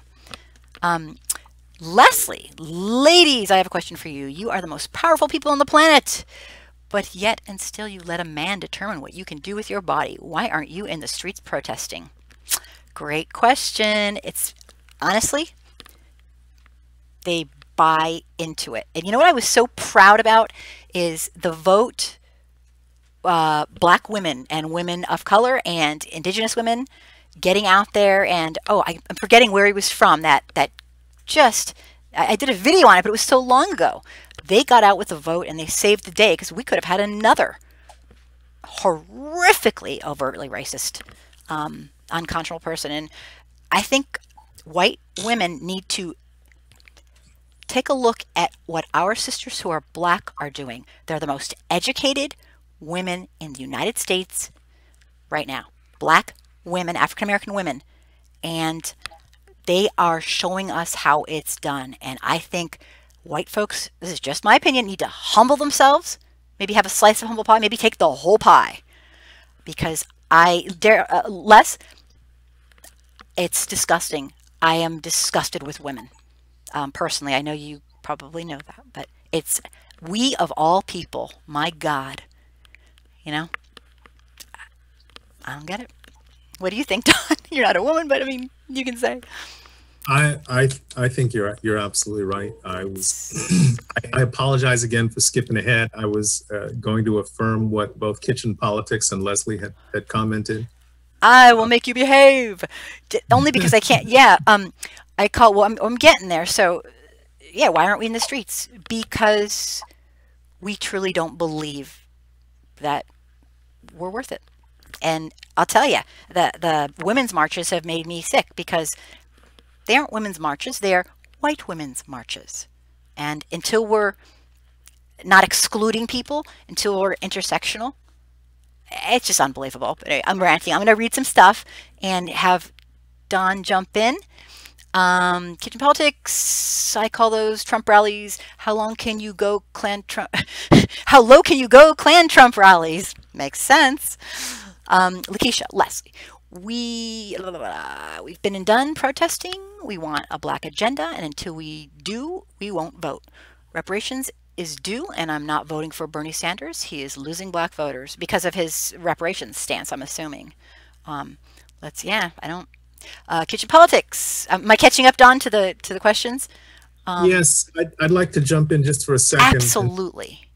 About where part of that discussion is going. With Lakeisha and yeah. Yeah, here's what I'd like to say to everyone that is on board with where we're going with these types of discussions. There will not be a perfect candidate that lives up to everybody's expectations. You just have to swallow hard and go with the person that comes out of the debates, etc., and happens to be the one that's selected. We don't have the We flexibility. don't have the luxury. Time We don't have the with luxury. Bernie and with who was the other lady, Klein, that was involved, that took away a percentage of the voters. Oh, Stein. Yeah. Stein. Yeah. That's how we got into the situation that we're in right now. This is no time for a protest vote. This is no time for an abstinence of participating in the process. This is, as we discussed earlier, a pivotal point, and we cannot survive another 6 years of this nonsense. Don, I'll put it simply: anyone but Trump, and it needs to be the candidate that's been chosen. I, of all people, get the not perfect thing, but Trump, when I think about Hillary, I think, what exactly did they think she was going to do? Because I know what I thought Trump was going to do. I mean, it wasn't even a comparison. And I know people don't like her and all that, but we've lost so much because people chose to be stubborn, and I get it. A lot of people didn't want to vote for her, but my God, we're not going to have a perfect candidate. We have to get him out. Yes. We have to get But that alone won't do it. It has to be on the issues. Explain what you're talking about, Don. That alone, voting. The polls say that people are concerned about things like healthcare, which was one of the main ingredients in the midterm election success. People are concerned about education. That's a clear and distinct difference because of all the damage that DeVos is doing. People are concerned about immigration. He needs to not steal the immigration argument. Are you talking about, when you refer to he, are you talking about I'm talking about the POTUS. Oh, okay. By stealing the immigration, he is inflaming so much fear and passion about a false narrative that there's all of these horrendous people streaming towards the border. Well, it's just not true. I did a video on it. It's just not true. It's not true. And part of that is a whole nother psychology of when you choose to not. I don't know if I was talking about with you or somebody else. It's Occam's razor, and it just brings in so many psychological things. Dunning-Kruger effect, the backfire effect. It's crazy. Yeah. One of the points that he's writing on now, psychologically speaking, is called in media the glittering generality. Exactly, and that's what I kind of debunked in a lot of my videos. I end up debunking that because I call it something else. It's not nice. I call it completely something else. Oh, that's so funny. I apologize. Somebody is trying to get a hold of me. I'm just going to ignore it. But what happens is you can say something general that has a little bit of truth, and people who choose not to basically acknowledge that or research or care, they basically, the two things, facts and complete fiction, start to get equally weighted, and that's when nobody kind of knows what's going on. That, coupled with him throwing in so much constantly, it's purposeful. It's purposeful. So, there's so many components to this. It's crazy. There are also professional media manipulators, is what I call them. Yep. Rush Limbaugh. They predicate. Fox News does this all the time. They predicate their foundation on saying two absolute truths and then following it up with an absolute lie. Well, it's a science. I mean, really, it's a social science. It's a science, man. People like Rush Limbaugh, Sean Hannity, they have perfected this art. I'll give you a very simple example. A Rush Limbaugh exaggeration of a statement would be, the sky is blue, grass is green, therefore Trump is the greatest. Yeah, it's people that aren't following the logic carefully fall into the trap of going along with one truism. Right. a complete falsism, but they fall into the falsism as if it's a truism because they've just robotically been following along instead of thinking for themselves. I call it surface level thinking. Yes. To do surface level thinking, you can say, and here's a surface level thinking example. Somebody tells you there's fish in the sea, and you've never been in the water. And somebody tells you there's no fish in the sea, and you look, and you hang out at the beach. You've never been in the water. You've never looked down. So you're like, yeah, there are no fish in the water. Because you see, you will not go below the surface to explore. Well, wait a second. And that is how he gets people. And for me, a lot of times what I see him doing is the surface level thinking. Like he'll say, okay, here, the wall. We need a wall. Well, on the surface, if you didn't think any lower, that a wall, we have a wall at our house. Our house is a wall, right? Some people have a gate, a wall.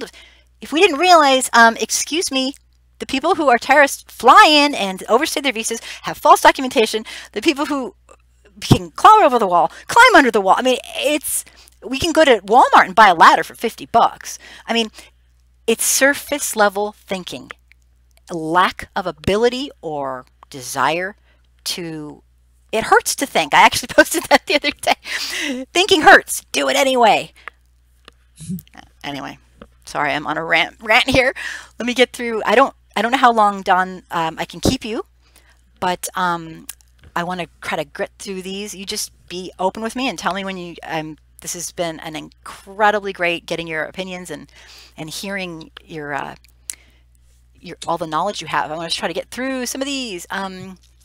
The media has been guilty of falling into the trap of the next glittering piece of. Well, they're playing. A lot of them are playing the capitalist game. Well, they want the exciting ratings. News gets the press, gets the attention, gets the sponsors. Right. I mean, that's part of it. That's how they generate revenue. So they always go to the next pretty rock or the next pretty piece that's glittering in the sunlight. And unfortunately, in a negative way, Trump is always giving them plenty of ammunition. So instead of following the tried and true, and this is what's good, and this is what's actually needs to be covered, they get jerked around, and they're trying to get smarter about that. But because, unfortunately, Trump is such an expert. Well, this is what he does, right? Throwing out things that you can't turn away from. It's like the crash on the side of the freeway, the train wreck, the burning bush. You can't turn your away from a lot of the stuff that he creates because it creates such emotional reaction to it. Mm-hmm. Mm-hmm. And a lot of people, it's quite obvious. Trump comprehends and understands how to make people fearful, and he knows how to do it. He's a professional. And fearful people, because we are animals, you know what happens when you're afraid. You stop listening, you stop. It's almost as if we haven't evolved as much as our technology has. We just aren't evolving. I believe that the fear stuff he's using is going to destroy us. And I don't want to be the soothsayer of doom, but people are falling for it. His lies. And they're starting to, and there's so much information. It's a deluge of information. And people are just turning into zombies. So. Yes, this is some scary stuff going on. We're pretty much at the 10,000 lies. I believe, yeah. Right at that threshold in just over 2 years. Yeah. That's absolutely an abomination. Yeah, and the stuff he makes up. Oh my gosh! Last night or the night before last, I just have to jump in here really fast. I was making the video and explaining, which we probably won't get to tonight. Some of I just put out a video on YouTube about the just thing after thing after thing of horrific things. We're doing crimes against humanity to our fellow humans who are, have traveled to our country with the hopes that they'll keep their family alive. It's just, it's unbelievable. I was just finishing up the video, and I was like, I hadn't seen, is he really, really going to, I couldn't confirm it, so I couldn't add it to the video because I like to, confirm it. Lo and behold, breaking news. A Trump conference where he is, instead of saying, yeah, I'm going to reinstate this policy, even though it's illegal, of separating families, he's like a madman. Did you see that on the news today or in my video, or I don't know, Don? He went on and starts blaming Obama, lying like you wouldn't believe. Yes, he said that Obama is the one that introduced the separation of children from their parents. No, and created the cages for children. Categorically absolute fabrication. False. It's like people that follow him, his every word fall for hook, line, and sinker. I grabbed it, Don. I grabbed it and stuck it in the video. I'm like, my God, the man is insane. And wow, we just okay. So Lakeisha and Kitchen Politics are going back and forth, which I don't know if you want to speak to that at all, Don, or the wall. No, speak to Lakeisha and Kitchen Politics are having a conversation. I'll just read it quickly. So I think we should probably get through some of these. I call those. I got Lakeisha. We want a black agenda. Just making sure we got everybody. Kitchen Politics. Bernie Sanders is the front runner and not losing black votes. Where's the stats to back it up, Lakeisha? Lakeisha, Bernie doesn't want to give reparations, so I'm not voting for anyone who doesn't fit our black agenda. I left the Democratic Party to be an independent. Kitchen Politics, he said he would look into it and never said he wouldn't. Exactly, Professor Don. Lakeisha, Betsy DeVos is a female sexual predator. I have some other names for her. She's certainly an enabler. She's an enabler, and she is actually, I believe the term I used, and I'm not into name calling, but I mean, this is out of control. I think she's a religious fanatic. I mean, she is. Yeah. The way they coerce people at her adoption agency, they have a whole setup. They shame the women. They tell them, don't you dare, you're a killer, and then once they decide to keep the child, I read the book on it. A woman wrote a book on how they do it.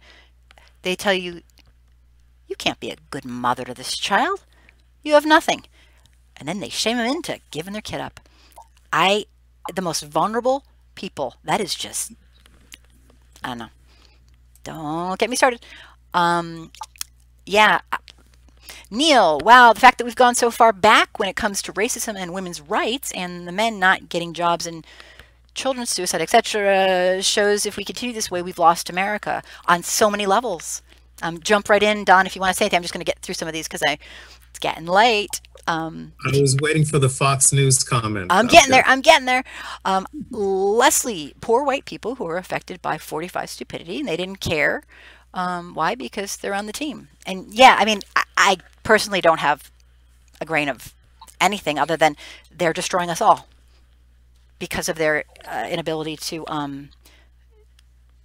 drop their defenses and just think and be human. Animals, the thing that differentiates us from animals is this cool thing. We don't have to go fear-based. We don't have to go instinct-based. We can think. We can learn. We can reason. We need to be human. Yeah, that's kind of my take. I'm getting there. Yeah, Les, I get it. Neil, Daryl, you are right on the money. Patrick, okay, not sure what you mean there. I'm not sure. I think I'm going to I think that's supposed to be like funny or something. I'm not sure. Okay, Lakeisha, Leslie, they will have a wake-up call sooner than later. They hate black people so much, they sell their souls to the devil. Something like that. Yeah.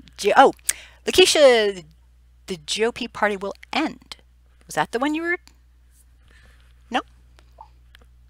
Not yet? We'll keep going because I like to read everybody's comments. I'm sorry, I had gone way past that. I'm where you are now. I'm looking at it. Good. Am I still going? And yes, keep going. Okay, let me keep going because I like to get everyone out there because their voices. I want their voices. Yes. Kitchen Politics. Back in the Jim Crow days, America American racism was covert. Now it's overt and open. Madness reigns supreme. Do you think it will reach a point where people will rise up and push back violently? Question of the day. You're up, Don. Here's a problem. You cannot address violence with violence, and this is a lesson of history that we need to remember, because this is how the Black Panthers got wiped out. Tell us more. Back in the days when they looked at the laws and open carry was legal, but not if you're Black. Not if you're Black, it's not. And the FBI, law enforcement, everything came down really hard on any person of color that had an open carry weapon, even though it was legal at the time. It basically gave them a license to wipe people out. Now, it doesn't take a big stretch to see that with the rate of unarmed Black men and women, they're not waiting for you to have a weapon, getting gunned down. Yeah. Imagine what would happen if you give them a righteous excuse, as in taking up arms. Right. The only way we can progress is the Martin Luther King way, which is nonviolence. And can I jump in for 1 second? Because yes, please. Historically speaking, and I'm not, this is kind of a tangent. The truth of the matter is, anytime Black people, as a historically marginalized groups, rose up, historically, they literally are gunned down. And, you know, Black Wall Street, anybody who anyone who succeeds, this nation's rules and laws need dismantling. I won't even go there, but do you see what I'm saying? I mean, I understand when you say dismantling, it's the system of systemic racism is part of America. Has to be done the same way you eat an elephant, one bite at a time. And right, and I don't think people should be violent either, but I'm just saying. I hate that analogy in today's day and age, where because you like elephants, right?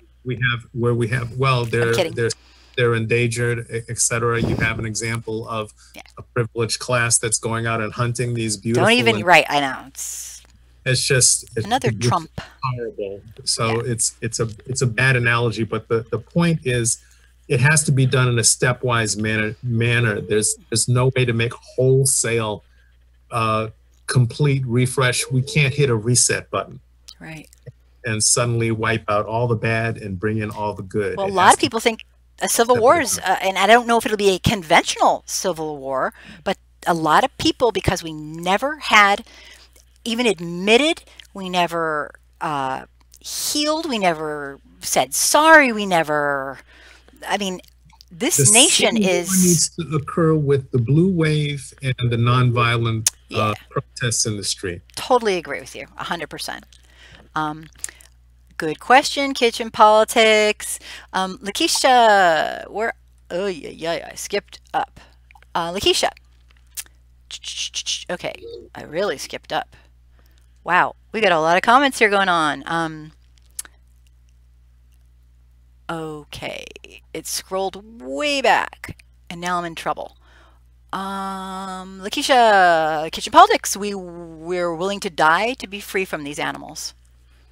I'm sure, yeah. I would bring in the old General Patton saying, with regard to that, your job, your job is not to fight and die for your country. Your job is to make the other son of a gun fight and die for their country. As a military person. The point is, you can't fall on your sword and throw your life away and not be in the mix, because you won't be there for the turnaround when it happens. So, like we said before, the nonviolent way and the ballot box way are the biggest weapons that we need to do. So nonviolent protest and the ballot box are the two things that will actually work to turn things around. There are young uprising readers. There's an article that just came out that said that the more educated and the young people are becoming more liberal, and the conservative movement is starting to die out. It's hard to see that when you see young people on Fox News and so forth that are still espousing these horrific Yeah. social abnormalities that they're trying to turn into normalities. But generally across the board, we are moving in a more progressive direction. We're in a wave. We're in a down. You know what I mean? 'Cause it does swing back and forth. I'm just afraid we don't have any swing left. At a certain point, our system's corrupted, and I don't know what point that is. And Lakeisha, I absolutely hear you. It's to say, wait, wait, wait, be calm, be. I cannot imagine. I know how I feel as a white person. I cannot imagine. Well, you're in a perfect position with regard to sending the message that you're sending in the next point that Leslie is making with regard to the Holocaust. Good people, when bad things were happening around them, nobody said a word because it wasn't happening specifically to them. Again, We Neiman Moeller was one of the perfect people to talk about. Yes, this is one of those coming together things where we all need to be just as concerned about the children that are being abused at the border, the children in Flint that are still drinking Poison. lead-filled water, Yeah. the children and the people in general that are still suffering in Puerto Rico because they have an antagonistic relationship with this president. We still need to care and noise with regard to doing the right thing to bring these people back to a place of safety, normalcy, and being taken care of properly in order for this to go forward the right way. Absolutely. Dr. Paul Farmer, a person who I really look up to, his quote, that people, and I'm not quoting him perfectly, but the idea that some groups are worth less than others is the root of all of the horrific problems we have in our world. And to think that, I think of those little children walking miles and miles and, just sucking it up and doing what they have to do to get. I think of them, if they were blonde, blue-eyed, yeah, it melts my heart. We are so overtly, sickly racist at this point. I just pray the swing back is 1,000 years. 1,000 years worth of people getting it. I don't get why people don't get it. I do this, Don. You know why I do this. Because I cannot stand not doing it. I can't stand living in a world that we live a lie. And a lot of the super, super overtly racist people, they don't quite understand. So they're constantly telling me, like, you're just guilty. I'm like, guilt? You think this is guilt? I'm pissed. This is not the way life's supposed to be. I don't want this for me. I don't want my kids to deal with this. It's like not like I'm this big martyr. I'm not. I can't stand this. It's selfish what I do. Because I can't take this. These people... Anyway, I won't keep going, but... Yep. You're the young Jane Elliott. I love it. That is a nice compliment. Thank you. But it's like, I'm not going to sit here and watch my fellow humans get... And I mean fellow humans anywhere. These borders are make-believe. We made them up. Cruelty and inhumanity. We have a choice. It should be a universal outrage. That's correct. Thank you for that's. I'll say it in 50 words. You said it perfectly. Let me just see. Is there any more? And tell me when you need to go, because I will keep you here. I could talk about this all night. I need to take a quick break to let my chief of security back in the house. Okay. She's out there barking out a storm and scaring the neighborhood. So I'm going to let her right back in, and I'll be right back. Okay, and I'll try to get through some questions while you're gone, maybe. I'm so sorry we're so behind. Leslie, what's happening today is what's happening during the Holocaust. Right, exactly. Because it's not happening to me. Did I already read that? What are your thoughts on, Don and Kimberly, on the Men Too movement? It's a counter Me Too movement to protect men who are falsely accused of rape and other things. I just had a 2-hour conversation with somebody about this online. A man I absolutely adore, and we were in absolute agreement. At the last, you know what, kitchen politics, I'm going to refer you to the last part of the last live show because I did a rant on this, a crazy rant. So I'm going to forgive me for skipping over, but I did a crazy rant on it. And oh yeah, I said some things. And we were talking about Joe Biden and what's going on and the difference between rape, the difference between sexual assault, and the difference between sexual harassment in the workplace. And there is a difference. Are any of them right? Of course not. But one is a crime. Okay, two are, one section is a crime. And the other one is a really, really bad thing that'll get you fired and possibly sued and maybe it turns into a crime. But to put those together as one is a disservice to every woman and man who's ever been raped and molested. To put those as synonymous, okay? Somebody feeling uncomfortable, yeah, it can be creepy. But that's not rape. So I hate to make light of the people who have been viciously attacked. Sexual harassment is wrong in the workplace. And you should be fired, I guess, or, disciplined. But anyway, to start, read what go listen to what I wrote. I kind of went on a nutty rampage. I hope that kind of answers it, Kitchen Politics. Lakeisha, without Black Democrats votes, Republicans, without Black Democratic votes, Republicans can't be in power over us. Can you explain that further? Because I don't want to misrepresent you. I haven't gotten very far, Don. I'm sorry. I'm just blabbing, of course. But explain that further because I'm not. And Don, do you want to read Lakeisha's? Can you? Which one? Lakeisha. Blah, blah, blah, blah. Oh yeah, we're not. That's the only hard part. We're not on the same. It's okay. Lakeisha's without. Are we on the Fox? Only on the Fox News one or what? Nope. Without Black Democratic votes, Republicans can't be in power over us.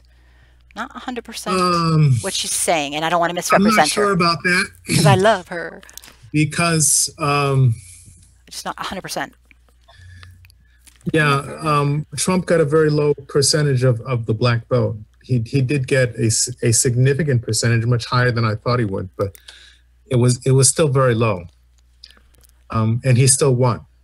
So that's another reason why he was amazingly successful in getting a solid small percentage in Black communities. Wasn't it like 2%?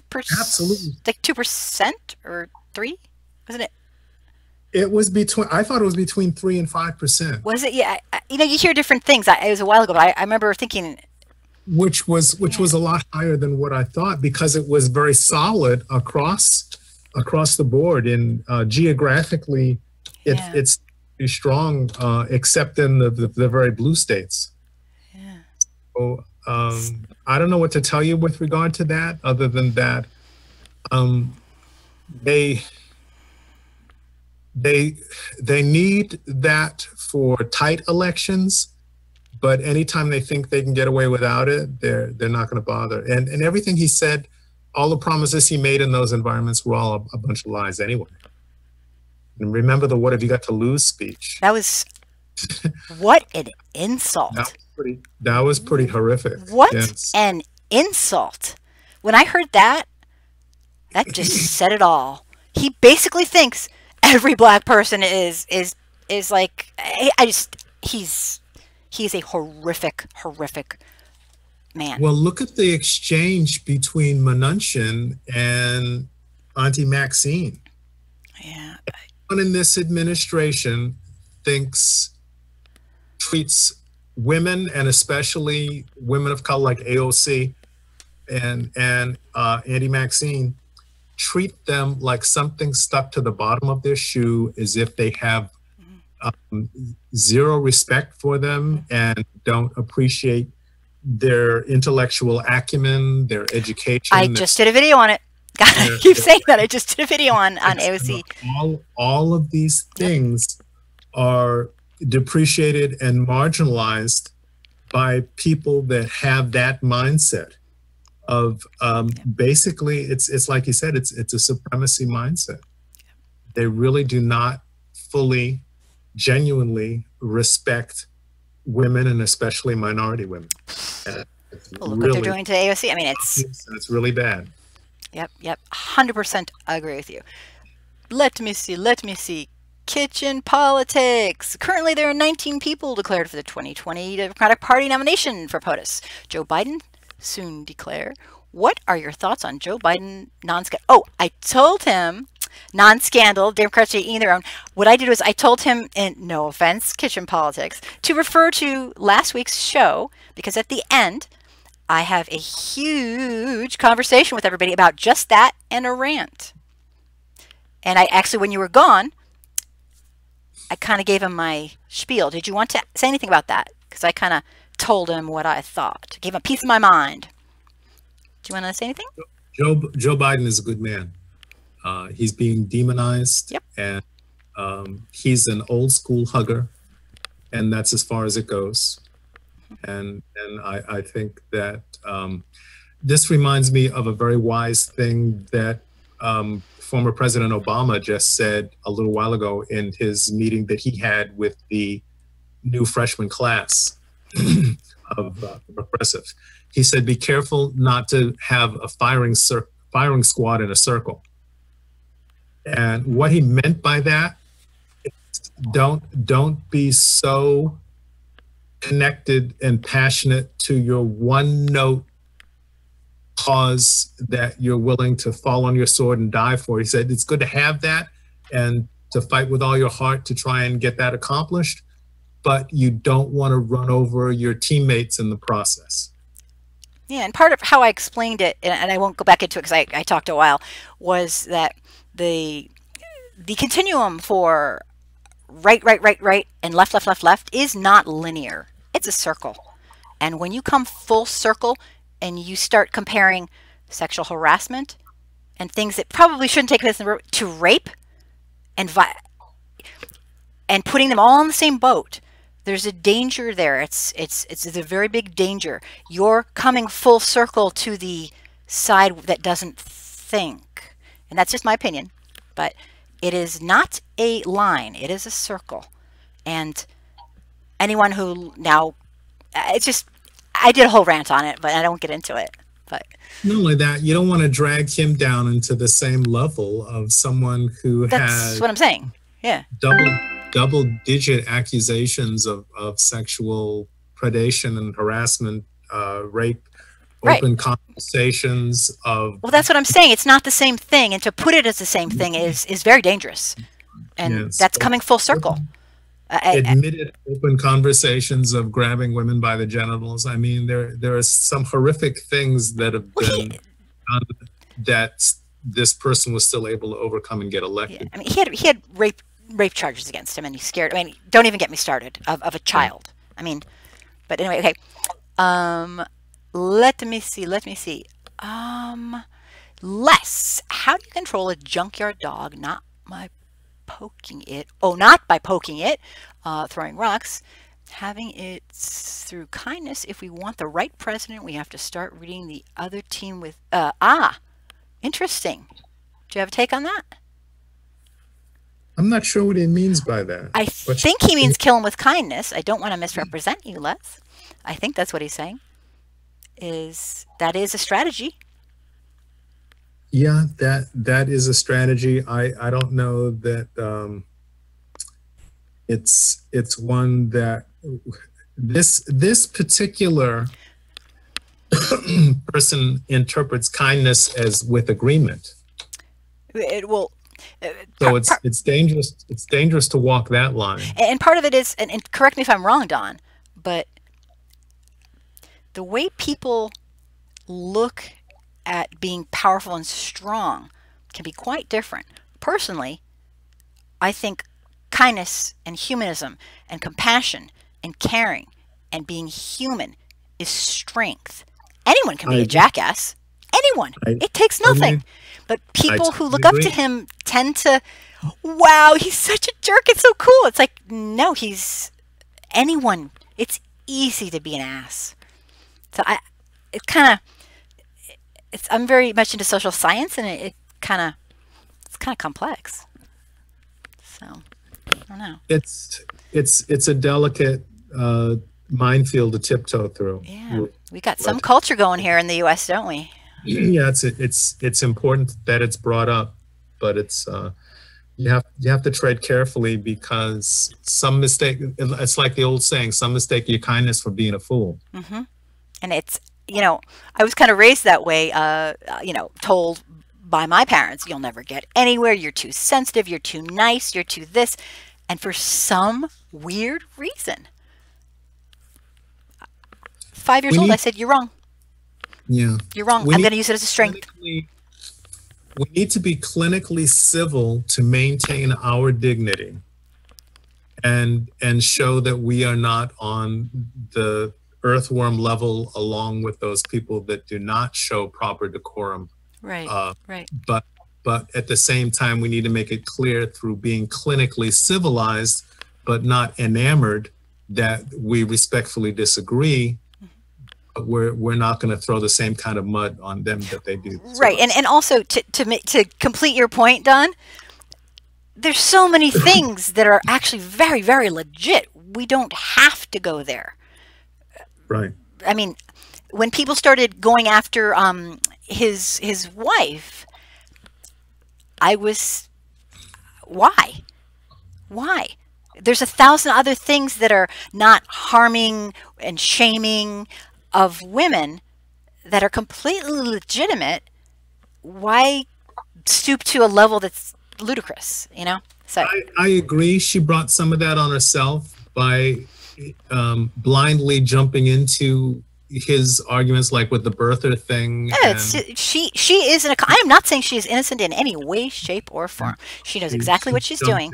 But do you kind of see my point? A few things that she shouldn't have, and that's what made her a target. Yeah, well, you know what? The first thing she shouldn't have done is get married to a person who is immoral and bankrupt of humanity. And I don't tell people who to marry, but if you keep that kind of company, then that is who you are as well, in my very opinionated, privileged opinion. You are supporting them. You support it, you are them. She clearly knew what she was getting into and had gone along with the program. Yeah, so. and I'm kind of talking about the slut shaming and all that. That was where it was like, why? Yeah, that's seriously. That's a good one. But anyway, that's just me. I have strong opinions. I think we might be at where you want to be. Lakeisha, Fox News is a conservative news media channel. No? Is that you said we get to the Fox News thing? Fox News is called Fox News and Entertainment in Canada, where they have the same 100% compliance with truth in news requirement that was taken away during, I think it was Reagan administration. Fairness Doctrine. Yes. The Fairness Doctrine. And so they have to call themselves News and Entertainment. I did not know that. That is hilarious. In Canada, and they have to pay an extra fee to broadcast there. They also got kicked out of the UK recently because of that, because they couldn't toe the line. And they also had a no tolerance with regard to that sort of thing. So I'm looking that up, Don. I'm going to look that up. It's yes. Please do be my guest. No, not because I don't believe you, because I want to do a video on it. That's awesome. Oh, okay, yeah. I'm an hour from Canada. It's just like the WWE World Wrestling Federation had to change to WWE because at the end of the day, they had to admit that a number of the bouts, et cetera, was scripted. Kind of staged. It's more theater than actual sport competition. Right. Making money hand over fist because of their rabid fans. So it was not like they were going to go say, okay, well, we'll just go away and go out of business. No, they're still making way too much money to not to do that. I had no idea Canada had to do that. That's awesome. Yes. That is awesome. I got to say, I know people who are Canadian tell me, we're not perfect, but I'm like, there's a reason why the Canadian the embassy phone lines fell and basically were over the day he got elected. There was a reason. Right, right. Yeah, Everybody was calling to try people looking at to. other options. People were looking at other viable options. That's right. Yeah, yeah. I know. We got our passports. No, Fox is shamelessly a propaganda arm of of this administration. They basically Entertainment. fall over themselves. There are fewer than a handful of people over there that are actually on. Shep Shepherd is one, and I think there's maybe one other journalist that toes the line, and the judge Ponatello, not the insane one. I couldn't take it anymore, so I stopped watching them quite some time ago. I used to watch them for cross reference to keep me in my out of my bubble, but I couldn't take it anymore. The male judge, not the female judge. The female judge over there that has an intimate relationship with Trump. Trump helped get her husband out of jail when he got convicted of a whole bunch of felonies, and so their relationship goes back a long way, and that's part of the reason why she falls all over herself, making these outrageous claims in support of what he's doing. But Napolitano tries to play it straight up, and he has said a lot of things that the Fox fans have not been enamored with him over, because he has explained that Trump is really in a lot of trouble based on what he sees out of what's said, what isn't said, and what does and doesn't happen in plain view regarding conspiracy and obstruction issues, to put it as succinctly as possible. Well, yeah, I had to kind of like distance myself. I couldn't take it anymore, but I don't outright watch them. I only see clips. well, I used to outright watch it just to keep myself knowing that the bubble I was in of people who care, and that is kind of a fake world. So I would treat myself to them and go, oh my God, you know, because sometimes I get surrounded by people who think like I think, and I love it. It's very nice. It's very safe. And I forget I'm living in fantasy privilege. And so, but now I can't take it anymore. Let me see here, Leslie. Les, Les, you are staying up really late. Thank you. He's just going to, he's on my time zone. What is kindness point? Oh, does kindness point out things that they might not seem to understand, like the Affordable Care Act is helping you educate. It's helping you don't put them down, show them kindness. I think we kind of sort of responded to that. Yeah, we responded to that. Okay, I got it. Why did we need a wall? Every act of terrorism in the United States for the last 3 years have come from white men who live here and who are born here and they're in here already. Great point. And we actually have a little bit of a section on that I don't think we're going to get to, but exactly. And in fact, 2018, every act of terrorism was white men who were nationalists. 2018, I cross-referenced it 3 times. 50 people were 50, or 50 different acts or whatever. I mean, it's overwhelmingly, we have a white man problem. Well, I'd like to say we have a white woman and man problem, but we have a problem that we are not addressing. And we certainly won't be addressing under this president. But it's scary. They tried to address it in the House with, and it was a fiasco. I mean, yeah. Is that kind of what he's referring to, you think, Don? Because, well, is that? I suppose so. I got distracted by the whole wall issue with regard to what we talked about earlier. Where, which question, which comment? The one that mentioned, why do we need a wall? And then they went in another direction than what I thought. Oh, whose comment? I'm not sure. Leslie made the. Les right here. Why do we need a wall? Every act of terrorism. Do you know what he's talking about? Right. He's talking about they're already here. Right. They're already here. I agree with her point. The other point about the wall, because some people are so passionate about the wall, that I was going to address the issue where we talked about how the undisputed greatest wall of all time. Oh, right, the Great Wall. Yeah. Yeah, was overcome by Attila the Hun and other Mongolian campaigns. Right. We've already seen the examples in the existing portions of the wall that have tunnels under them that are so sophisticated. They have lights, rail systems. Air conditioning? What did you say? Air conditioning? Yeah, it's just ridiculous to think that a wall, there are other alternatives that are much less expensive than a wall. There are drones, there are electronic surveillance, there's so many other things that cost a whole lot less and are much more effective. Much more effective. A wall is something that he loves the poorly educated. He does. Is something that the poorly educated. It's surface level thinking. It's exactly, like we said, and that's why he's stuck on satisfying his base with this wall thing. The latest thing he's done, he's taking $1 billion from the military. Yeah. And reapportioning it towards the building of the wall. They've already started bulldozing sacred, natural nature habitats in order to clear the way to start building the section of the wall that you want. They're taking away through eminent domain properties of private citizens. Yep, we talked about that earlier. Yep.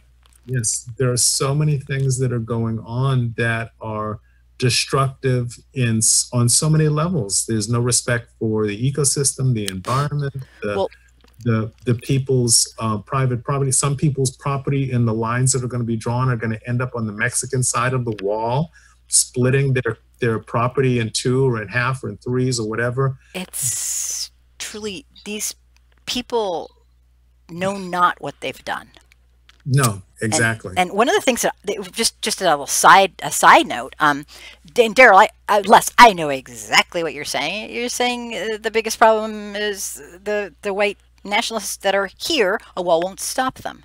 Of course, it's ridiculous. The whole thing is just, we're living in this. What are the color of the skies in this man's world? But one of the things that I think has been the least reported on, and probably one of the most scary, actually impacting things, and I've read a lot about it, and I probably should try to do a video and put it out there, is what he's rolling back with regards to chemicals in our food and very, very dangerous practices that other countries, they've been doing for years and years, and he doesn't quite get it. And I'm afraid, he's trying to push for his agenda of everybody's making money over humanity. And that's the part that's scaring me, is all the things that are slipping through the cracks that we're not hearing about because it's just too much. It's a deluge of information. Some of the, poisons that he's allowing back into the system, some of the, you know what I'm talking about, Don? It's just, there's stuff we're missing, because when I did the video on the climate change, it was a long time ago, but Trump, and it was right when Trump first was coming in, Trump doesn't understand what climate change is. No, he does not. Literally does not understand the concept. And so that, he said, oh, it's snowing out, show me your climate. He doesn't get it. And he even quoted some scientific information that was trying to explain from an MIT guy who was absolutely an amazing scientist, and he read his entire thing and came out on the wrong side. And the actual MIT professor scientist said, excuse me, that's my work. He actually went on television and said, no, I'm saying yes to climate change, not no. He used information that wasn't helping his point. I mean, he's confused. He misinterpreted the information, tried to twist it in order to make it's like the guy had, that is what scares me. There was a teenager that came on and did a demonstration that said that the president doesn't know the difference between climate change. When I saw that, yeah. And what I'm talking about is much, much earlier, but yeah, I said that's funny. My child knows the difference between weather and climate. So, but anyway, this scary stuff going on. Let's see. Let me see. Let me see. What am I skipping? Kitchen politics. Pre-existing conditions were a term made up by insurance companies to defraud their customers everywhere in the world. They call it a medical history. Will we ever get single payer in this lifetime? Yeah, I love that. That's a fantastic point. Let me see. Let me see. Let me see. We hope so. We don't know. Let me see here. Neil, Fox News pretends to be liberal in some cases, such as Shepard Smith and a few others, but they're more conservative behind closed doors. I'm including their black commentators. Okay? Point. Mr. FS Black, hello!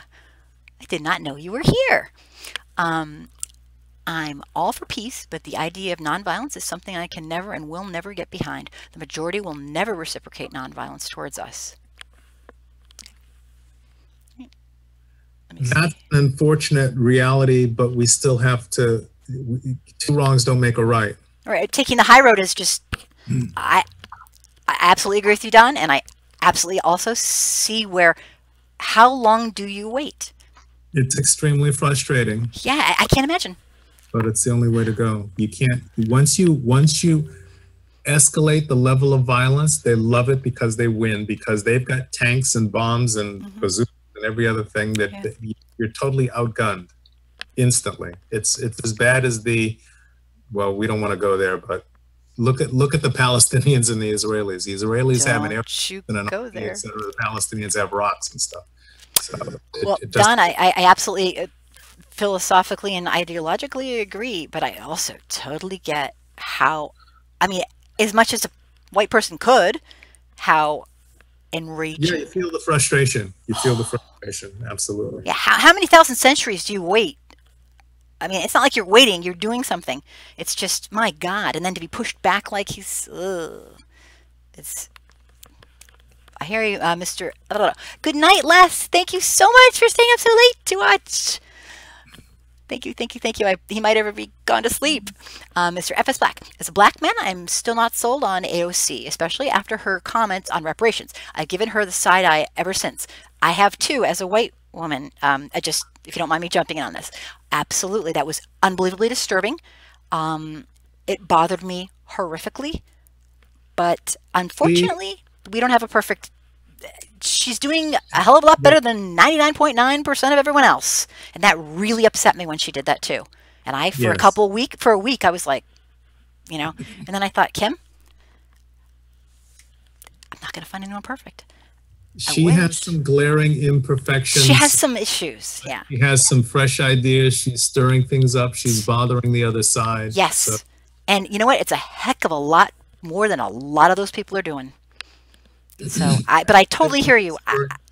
Yeah, I hope that with experience she'll become a better listener. Yeah, and I know it's kind of and from the people I've spoken to, and Don, you can, say yes or no to if you agree. The people I've spoken to who are especially black people and African American people, when they try to put everything in one, like when they call black people people of color, that's hitting a nerve. Because the experience of chattel slavery and the whole, I'm sorry, it's not the same. And obviously on a one-on-one basis, it might, there's a crossover, but no, you don't know.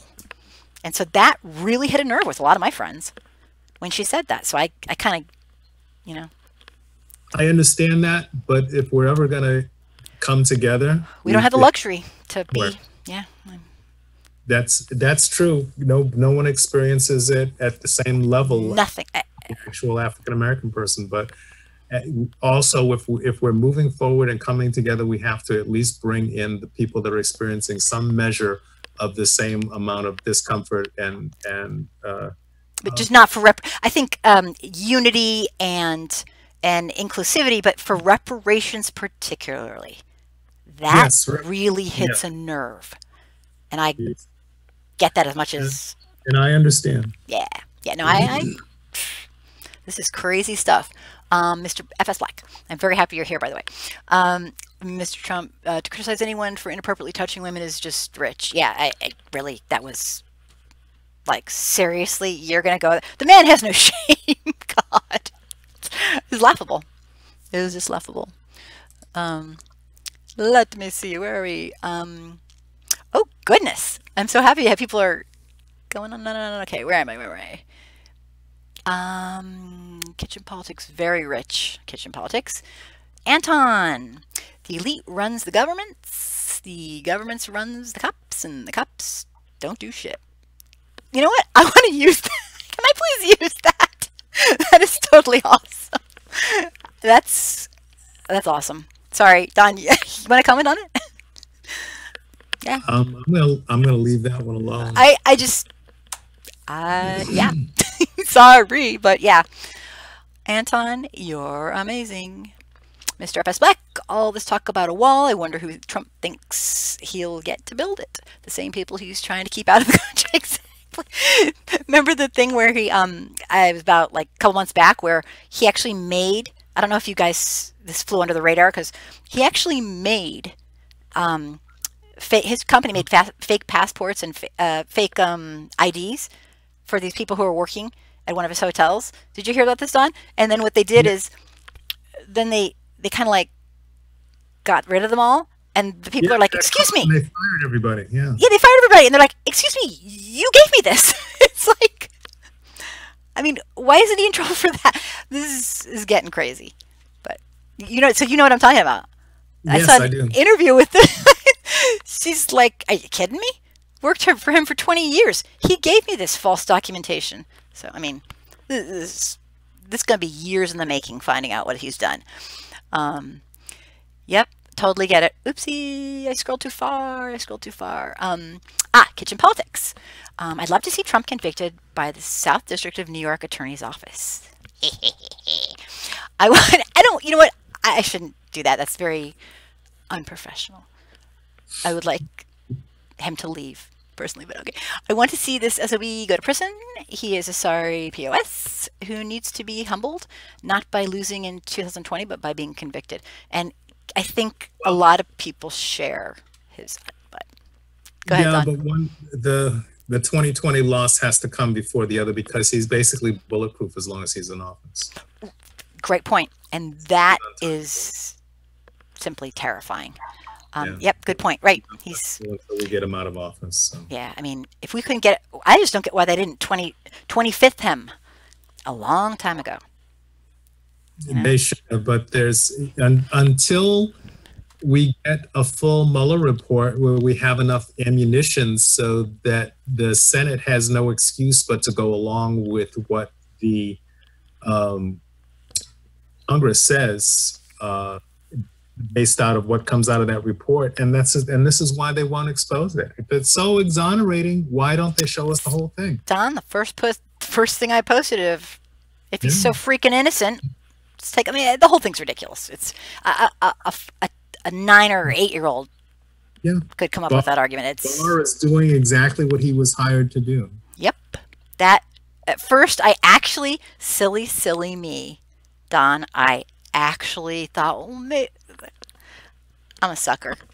No, he charmed his way through the confirmation process. He did. He lied appropriately at the correct locations in order to eke his way in. I have this heart that it's like, oh my God, I can get sucked into now. But now, no. I always like to give people chances, but no. Okay. Last word. Pop culture. Kim Kardashian. Pop culture? You're in trouble, kitchen politics. I'll get you for this. I don't follow pop culture at all, but yeah. He knows it. I'll get you. Pop culture. Kim Kardashian doing the California bar exam in 2022. She has never been to law school. She needs to go back to doing porn. That's her one true talent, as she can't. Kitchen politics. You are naughty. I will not comment on that. Okay. You're getting the evil eye from me. Okay. Kitchen politics. Good night and good luck, everyone. And thank you so much for being here. I love you. You are such a good friend, and supportive. He's my friend. So Absolutely. thank you for being here. You always bring up the crazy stuff, and when Kitchen Politics isn't here, people ask for him by name. So thanks for being here. I appreciate it. Anton R. Irvin, LOL. Help me out, Don. I'll get you for this. Do you know what he's saying? No. I think the totality of everything that's been hashed out this evening is we have to laugh to keep from crying. We'll talk, Anton. I'm 100%. Neil, I'm so impressed with both of you. Oh, Neil, you were so sweet. I hope you'll be able to do another show in the near future. Please subscribe. Neil, you are wonderful. Please subscribe to Kim's YouTube channel to help her grow, and also tell your friends to subscribe. Neil, I appreciate it so much. There's nothing more that I want than to be able to do this continuously, to try to use my white privilege and my big mouth to try to do something. If it matters to one person, then I've done what I can do. It means the world to me. Thank you, Neil. You are very sweet. It's true though, kitchen politics. You are naughty. Oh, you didn't bore us to no. Kitchen politics. We love you. Lakeisha, good night. Thank you so much. And I think, do you have anything more you want to get into, Don? Because I shameless plug for my links. Thank you. Yes. What was that? Shameless plug for my links. That's all. Yes. You want me to, will I do the honors? Please. Here's a shameless plug. He is incredibly good at what he does. I have known Don for actually a really pretty year. I've known you a while. We've been buds for a while. Yes. And he is a professional and amazing in everything he does. This is a quality, amazing man. And his links are going to be located under the video. And take a look. He does a blog. He has this incredible health and fitness business, and he knows stuff. So please, jump on and check him out and become his friend. He's a good guy. So Thanks so much. it's true, and we'll definitely be having him back again. You were my Don. You're my first person, guinea pig, if you will, for doing the split screen, and you were calmer than I was. You showed me up, so I can't thank you enough. It's just a good partnership. That's all. It's one hand washes the other. So you're wonderful, and you know so much that I don't know. Me. Glad to be a contributor and a fan, and it was a great interaction with the rest of the folks that interviewed with us, and hopefully there were a lot of people that may not have jumped into the fray, but appreciated the discussions. Yep. People listening, and I get a lot of feedback at the end of people who are just a little shy to jump in, but it's just, the support is amazing. And Don, you have been incredibly supportive of what I'm trying to accomplish, in my little teeny world of grain of sand. It's incredibly important, and as your circle of influence grows, hopefully you'll be able to change some hearts and minds and get everybody on board going in a positive direction, and that word will spread. So it's all I kudos to you for thank you. It's enabling. Don, it's the least I can do is to speak the truth, because that's really all I'm doing. But thank you. And speaking the truth. Platform for the discussion that needs to happen to be available for it, and for people to learn and grow from the learning. I mean, minimally, they see me talking about racism, and I survive. When white people see that, it's like, you just do it. You learn, you do it, and I work with beginners, and you get through it, and you mess up every day, and you learn and learn, and it's good. It feels good to do something that feels important, So anyway, thank you. Good night, everybody. And And Neil, I hope you can get both guests on my internet show when I get it rolling. Neil, you are amazing. He used to have his own syndicated show for 20 something years, and he's getting back into it. So you know I'm in. And Don. Absolutely. You bet. All right. Good night, everybody. Thank you, Don. I'm bowing down to you.